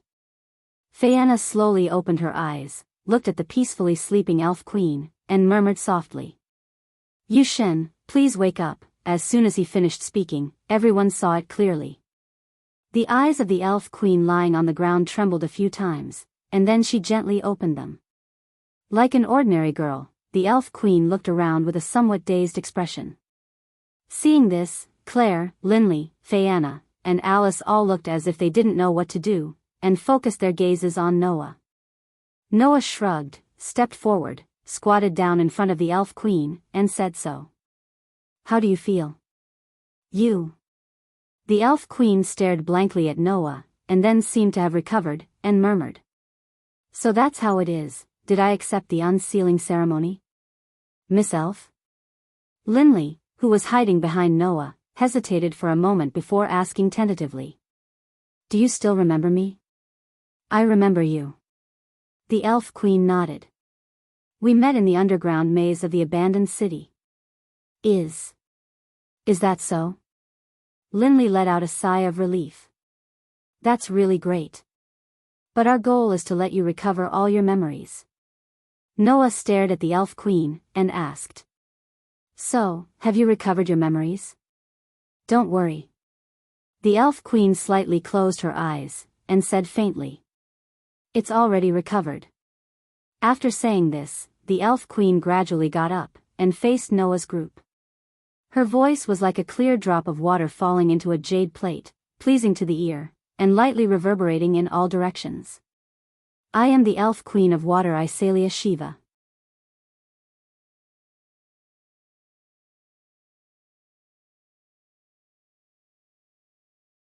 Chapter 1837. In the room, an indescribable silence pervaded the air. Claire, Linley, Fianna, and Alice were sitting around a table, but no one spoke. Their expressions showed that they wanted to say something, but didn't know what to say. They looked like they were in a dilemma. Noah was sitting opposite the group of girls. Beside Noah was the elf queen, whose real name was Isalia Shiva. Her real body was the water elemental that governed this world. She was also sitting upright. Her gaze swept across the group of girls. Brave witches, thank you for helping me. Unfortunately, I can't give you my blessings right now. I can only ask for your understanding.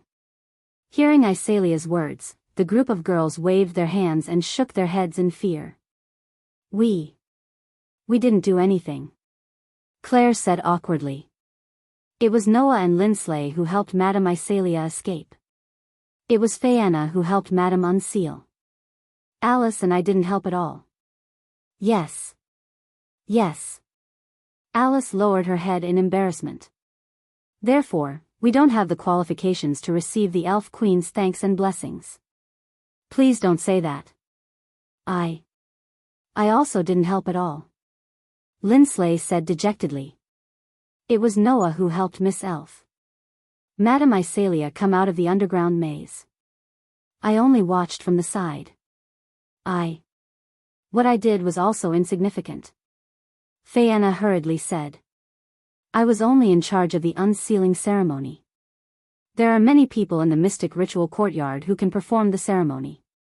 I just happened to help a little. Clearly, in front of Isalia, the group of girls still felt quite nervous. It couldn't be helped. Who told the person sitting there to be the Water Elf Queen? The Elf Queen usually stayed in the Hall of Sacrifice, silently managing the entire world. Even if there was something, she would give orders through the elf concubines who served her directly. Humans simply couldn't meet the Elf Queen directly. The only people who could meet the Elf Queen directly were the elf envoys who won the elf sword dance ceremony. Sitting at the same table and chatting with the Elf King like this was something that had never happened before. Thus, how could the girls not feel nervous and terrified? Of course, the girls would no longer doubt Isalia's identity. After all, the unsealing ceremony was a ritual magic that required the elf's true name to undo the seal. Since the ritual worked on Isalia, then the name Isalia Shiva was undoubtedly the real name of the elf girl in front of him. Throughout both the human world and the elemental elf world, there was only one being with this name. That was the Water Spirit King. He was the one who controlled the water element and stood at the top of the world. While the young ladies were panicking, Isalia said, Don't worry, I'm not going to give you a chance. You don't have to be so cautious. Although I'm the Elven King, I'm just a clone right now. I'm not the main body that governs this world. Doppelganger? Claire, Linley, Phaeana, Alice, and the other girls were slightly stunned. A doppelganger? Noah turned to look at Isalia. What's going on? To be more specific, the state of my existence is still incomplete, Isalia said. Although my memories have been restored, I still feel a little scattered. Almost all of my power is left in the main body. The power that this body can use is too weak. Is that so? The four girls, Claire, Linley, Phaeana, and Alice, seemed to be a little confused. However, Noah understood what was going on. Lotus once said that 3 years ago, in the Hall of Sacrifice, she only destroyed the crazed personality of the Water Spirit King and released the original personality of the Water Spirit King. In other words, Lotus's target had always been the Elf King's personality. The Water Spirit King's personality that was released by Lotus formed this doppelganger. It was separated from its power and in a state of amnesia, it reincarnated in the underground maze of the abandoned city. Therefore, the Isalia in front of him was only a doppelganger. She only recovered her memories and her power was left in the main body. The portion that could be used was relatively small. However, even so, Noah's sensing ability could still detect a deep divine power from Isalia's body. That divine power energy was probably not weaker than that of an ordinary highest elf. After all, she was the Elf King. Even if the remaining power was pitifully little, she was still much stronger than the average elf. As for her memories, Isalia also said that although she had recovered them, there were still scattered parts. Immediately, Noah asked, Then do you still remember what happened before you reincarnated in the underground maze? I don't remember very clearly. Isalia frowned slightly and said in a very uncertain tone. I only vaguely remember that 3 years ago, in the Hall of Sacrifice, someone rescued me from being imprisoned in the darkness, and let me be free. This sentence made the group of girls hold their breaths. Lady Isalia, Linley said with a trembling voice. Did the Elf Kings really go crazy? Although it's not something to be proud of, unfortunately, it's the truth. Isalia was silent for a moment and then sighed. It's not just me. The rest of the elf kings have been swallowed by the darkness, and have completely fallen into a state of madness. At present, it seems that they have stopped their activities because of my liberation. Otherwise, not to mention the elemental elf world, even the human world would be affected by the crazy elf kings. Disasters would constantly emerge and human residences would be destroyed one by one. How? How could it be? Alice was extremely incredulous. Even the elf kings can't do anything about the darkness? Fiona felt a little cold. Is it because of this that sister betrayed the elf kings? Claire bit her lips tighter and tighter. For a moment, the atmosphere in the air became heavy. No one thought that Iselia was an alarmist. The elf kings brought great disasters to the human world. It had happened more than a few times in history. Storms, earthquakes, floods, volcanic eruptions. These great natural disasters, in this world, were almost all caused by something that offended the elf kings and caused the elf kings to be angry. Therefore, if the elf kings really went crazy and brought the disasters mentioned above to the human world one after another, the consequences, just thinking about it, made the girls shudder.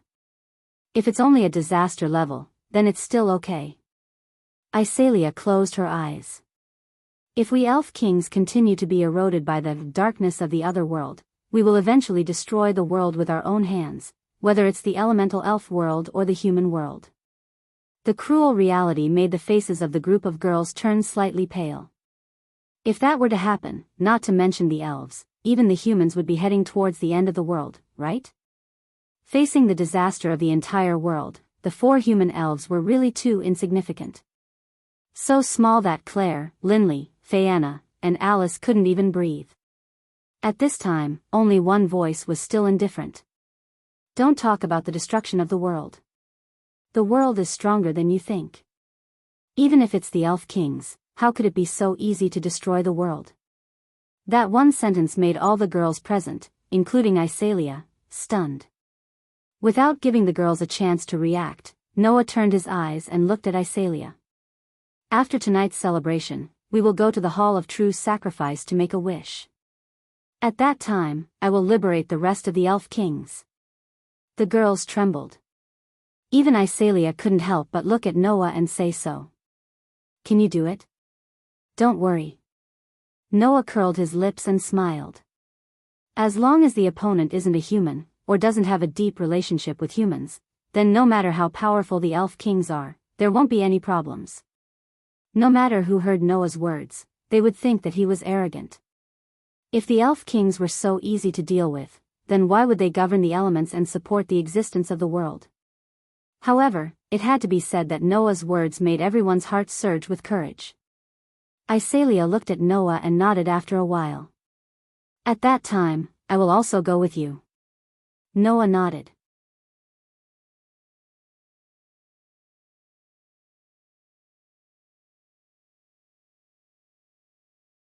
Chapter 1838.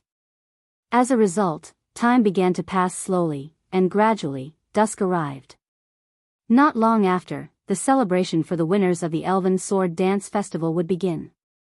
At that time, the various nobles from various countries in the human realm would gather at the banquet to bless the winners. That was the custom after every Elven Sword Dance Festival. Of course, although it was said to be a blessing, it was actually just a verbal blessing without any actual effect. However, at that time, the 5 elven concubines who directly served the 5 elven kings would also be present to provide the elven king and the winners of the Elven Sword Dance Festival with sacred music, praying for the elven king to continue protecting the humans and to bless the winners of the Elven Sword Dance Festival. Of course, the people who were busy with these matters didn't know. No matter how much they prayed for the elven king's protection, if this continued, the world would sooner or later be destroyed by the elven king's hands. As the saying goes, sometimes, ignorance was a blessing. At least, the people didn't have to worry about the unwarranted end of the world.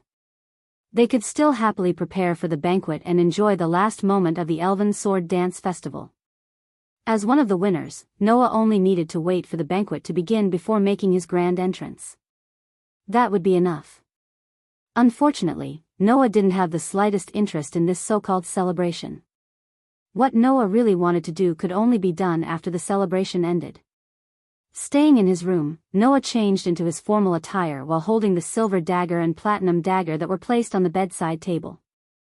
Although it's troublesome, I still have to show my face at the banquet. Unfortunately, I can't bring weapons to the banquet. Noah spoke to the two daggers in his hands. Aster, Athena, I'll temporarily keep you in the gift card. As soon as he finished speaking, Aster and Athena's voices sounded in Noah's mind at the same time. I hope Master can quickly take me out. I don't like the space in the card. Aster, I don't mind. With your current strength, it will only be a loss without me. Sooner or later, you will need me. Athena, Noah didn't know whether to laugh or cry at the two completely different answers. Immediately after, Noah materialized the gift card. After keeping the Demon Slayer and Heavenly Sword into the gift card, he cancelled the materialization of the gift card. In the absence of the Gate of Babylon, the convenience of the gift card will be revealed. The function of the gift card was almost the same as the Gate of Babylon, which was a treasure trove. The difference was that the gift card could not be used like the Gate of Babylon, which could open the entrance of the treasury at any time and place, and use the weapons in the treasury as throwing props. However, the gift card was not inferior in terms of its function as a treasury. After all, the space in the gift card was also unlimited. Although it could only store gifts and daily necessities, it was much more convenient for storing items than carrying them around. As for the gift card itself, it could be instantiated or cancelled at any time. The way to carry the gift card differed from person to person. Some people would choose to put the gift card in a safe place and summon it and send it back at any time. Some people would choose to vaporize the gift card and merge it into the space. Even if it was somewhere else, it could still be materialized at any time. Noah's way of carrying the gift card was to merge it into his body. After all, Noah often needed to travel between different worlds. If he used the two methods mentioned above, he would not be able to summon and materialize it through the world's barrier. Therefore, merging it into his body was undoubtedly a good method.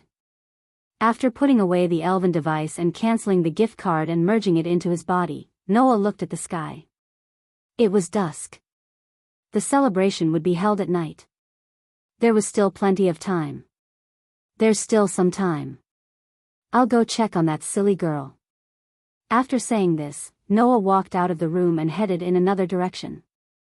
Because they were all winners of the Elven Sword Dance Festival, the distance between Noah's room and the other girl's room was not too far. Although the area of the Great Sacrificial Hall was quite large, Noah only took 30 seconds of slow walking to reach the door of his destination. Looking at the door in front of him, Noah reached out his hand. But before he could knock on the door, a voice came from inside the door. Sister. Congratulations on winning. Thank you, Milleryo. Lynn Silei, congratulations on winning.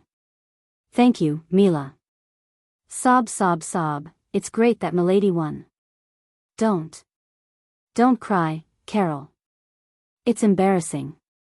Upon hearing the voice coming from the room, Noah couldn't help but laugh. He didn't knock on the door and just said, "Come in." Lindsley, I'm coming in. Suddenly, the sound in the room disappeared. Noah. Lindsley's voice changed. Wait. However, before Lindsley could say anything, Noah had already opened the door and barged in. The next moment, Noah saw a scene that made Noah's eyes light up. He saw that in the middle of Lindsley's room, a real milady was standing there. She wasn't wearing her usual Elven Academy uniform. Instead, she was wearing a navy blue evening gown. Her dazzling light blonde hair was tied up. She seemed to have put on some light makeup on her delicate face, making her lovable face even more gorgeous and moving. As for her pink lips, she seemed to have applied some lipstick, giving her lips a rose-like color, which made her look quite charming. Such a well-dressed milady suddenly entered Noah's eyes, making Noah stunned. Really? Lindsley called out shyly. Didn't I tell you to wait? Why? Noah walked in, praising as he walked. Doesn't it look good? But, I was going to wait until the banquet started to show you. Lindsley puffed up her cheeks as if she was throwing a tantrum. Then there won't be any surprises. What are you talking about? Noah praised. I'm already surprised enough, really. Is that so? Lindsley was a little embarrassed, turning her head away. Hee hee. Carol snickered at the side. Milady really wants Mr. Noah to see this outfit the most. Carol. Lindsley's face was red as she hammered Carol's back. A petite girl next to Carol trotted over and threw herself into Noah's arms. Brother Noah. Her small head buried directly into Noah's abdomen, almost knocking Noah over. Milady. Lindsley said angrily.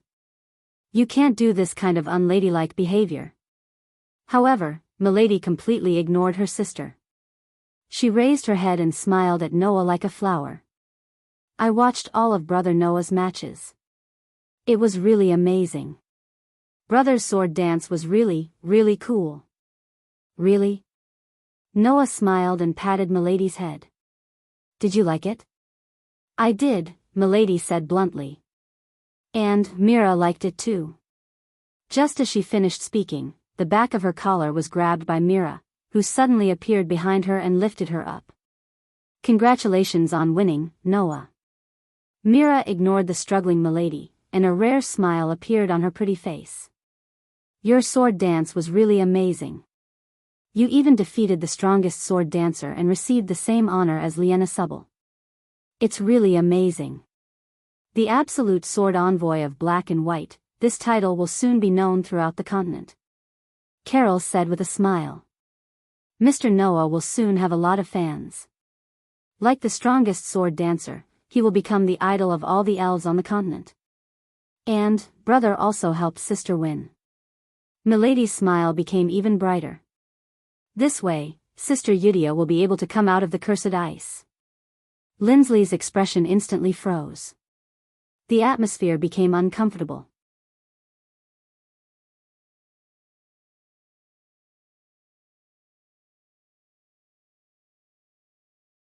Chapter 1839. In fact, Noah was also helpless. It wasn't strange for Lindley to have such a reaction. It was because in the end, Lindley's younger sister who was sealed in the cursed ice was still unable to be rescued. Lindley's second sister had made some mistakes when she was sacrificing herself to the Water Fairy King. She had incurred the wrath of the Water Fairy King, which was why she had been sealed in cursed ice. Therefore, Noah originally thought that as long as the seal on Isalia's body was broken, as the instigator, Isalia, as the Water Sprite King, shouldn't mind helping Lindley to break the cursed ice on Yusha's body. However, Noah's plan was wrong. There were two things that went wrong. Firstly, Isalia was currently only a clone, and most of her power remained on the side of the main body, so she couldn't break the curse on Yusha. Secondly, the cursed ice on Yusha's body wasn't simple. My memories are still somewhat scattered, but if that witch G was really sealed in the cursed ice because she made some mistakes during the sacrifice, then it couldn't have been done by me. I wouldn't be angry over a simple sacrifice, so that was probably what I did when I was in a state of madness. This was what Isalia told Noah to Lindley after knowing about Lindley's younger sister. In other words, the person who sealed Yusha in the cursed ice, even if it was Isalia, wasn't her original intention, but her rampage during a state of madness. If I still have my power now, then it shouldn't be difficult to break the curse. Unfortunately, I can't do it now. I can only wait until I return to my main body and see what happens. Noah still remembered how disappointed Lindley's face was when Isalia said this. But that was to be expected. In order to break the curse on her younger sister, Lindley didn't hesitate to participate in the Elven Sword Dance Festival with a strong determination. It wasn't easy for her to obtain victory and make a wish to save her younger sister, but in the end, she received such bad news. Fortunately, it wasn't that there was no way, but it couldn't be realized at the moment. As a result, Lindley could only swallow this bitterness. However, Milleryu didn't know about this. This child must have been waiting for her eldest sister to rescue her second sister from the eternal ice seal, right? Under such circumstances, Linley simply couldn't explain it to her youngest sister. The fact that the Elf King had gone mad could not be publicized. But even if Lynn Silei told Mireia that there was no way to save Yudia for the time being, Mireia would definitely be very disappointed even if she could understand. As an elder sister, Linley usually looked like she cared a lot about her face, but deep down, she was indeed a gentle and virtuous girl. Linley probably didn't want to see her younger sister's disappointed look, so she didn't know how to explain this matter. Noah looked at Mireia and rescued her from Myra's hands, placing her on the ground.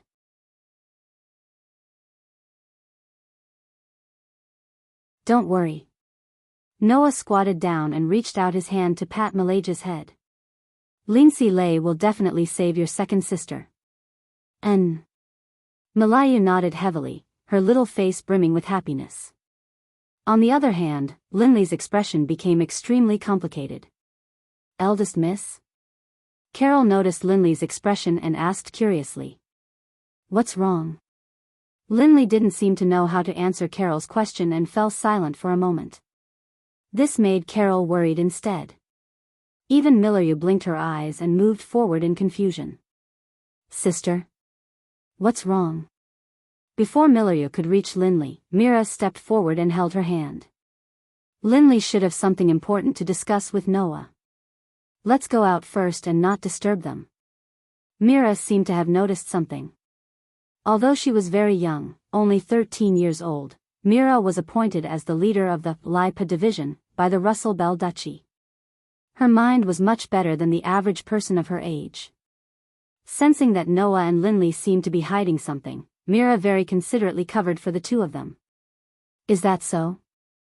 Milayu didn't seem to suspect anything and nodded repeatedly. Then we'll go out first. Yes. Carol took Milayu's other hand and winked mischievously at Noah. We'll go out first and not disturb Mr. Noah and eldest Miss relationship. This trashy maid who even needs her master to take care of her meals and sleep misunderstood. Mira only glanced at Noah and nodded at Noah. Then, Mira, Carol, and Milayu walked out of Linley's room while laughing and chatting. The entire room returned to silence. Noah and Linley could only watch the three girls leave. For a moment, they didn't say anything, causing the silent atmosphere to become somewhat uncomfortable. After a while, Linley spoke with a complicated expression. I don't know how to tell Milayu about Yudia. I know. Noah nodded without any surprise. If it were me, seeing my sister so happy and looking forward to it, I wouldn't have the heart to disappoint her.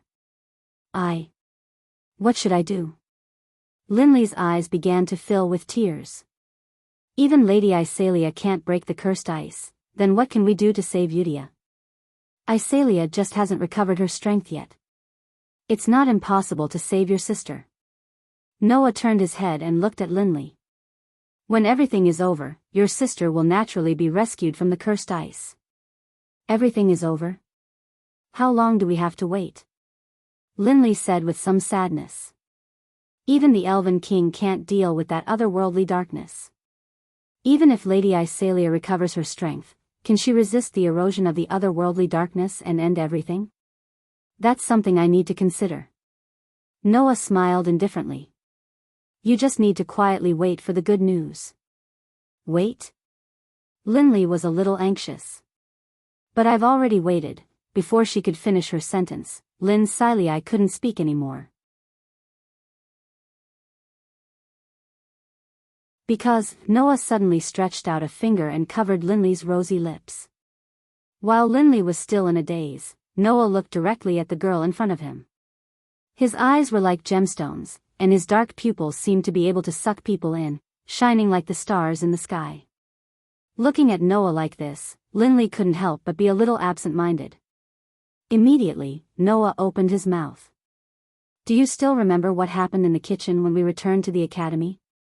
Noah's words made Linley come back to her senses, and her pretty face turned red. Not only did she feel embarrassed for looking at Noah's intoxicated past, but she also felt ashamed when she recalled what happened at that time. How could Linley forget what happened at that time? Because, that was the only time in the life of this rich young miss being kissed by the opposite sex. That was Linley's first kiss. Moreover, the significance of kisses to elves and elven envoys was equally extraordinary. Kissing is the most sacred contract and ritual. Noah smiled slightly, and his finger gently rubbed Linley's seductive lips. At that time, I made a contract with you that I would definitely win the Elven Sword Dance Festival and save your sister. Now, the victory of the Elven Sword Dance Festival has been obtained, and the only thing left is to save your sister. Noah looked at Linley, and said word by word. At that time, I will abide by the contract. After tonight, I will let everything end, so leave your sister to me. Noah's words made Linley's gaze unable to leave Noah's face. Linley's pretty face was slightly red, and in the end, she only said this sentence. Can I trust you? Hearing this, Noah shrugged. Why don't you let me swear the oath again? After speaking, Noah held Linley's little hand, and gently kissed the back of her hand. Your sister will definitely be saved, trust me. Linley's cheeks became even redder. However, that delicate and pretty face was like a blooming flower, and a beautiful smile appeared on it. You're tuning in to the Romantic Tales YouTube channel. Don't forget to subscribe and join us on this journey to catch the most captivating stories.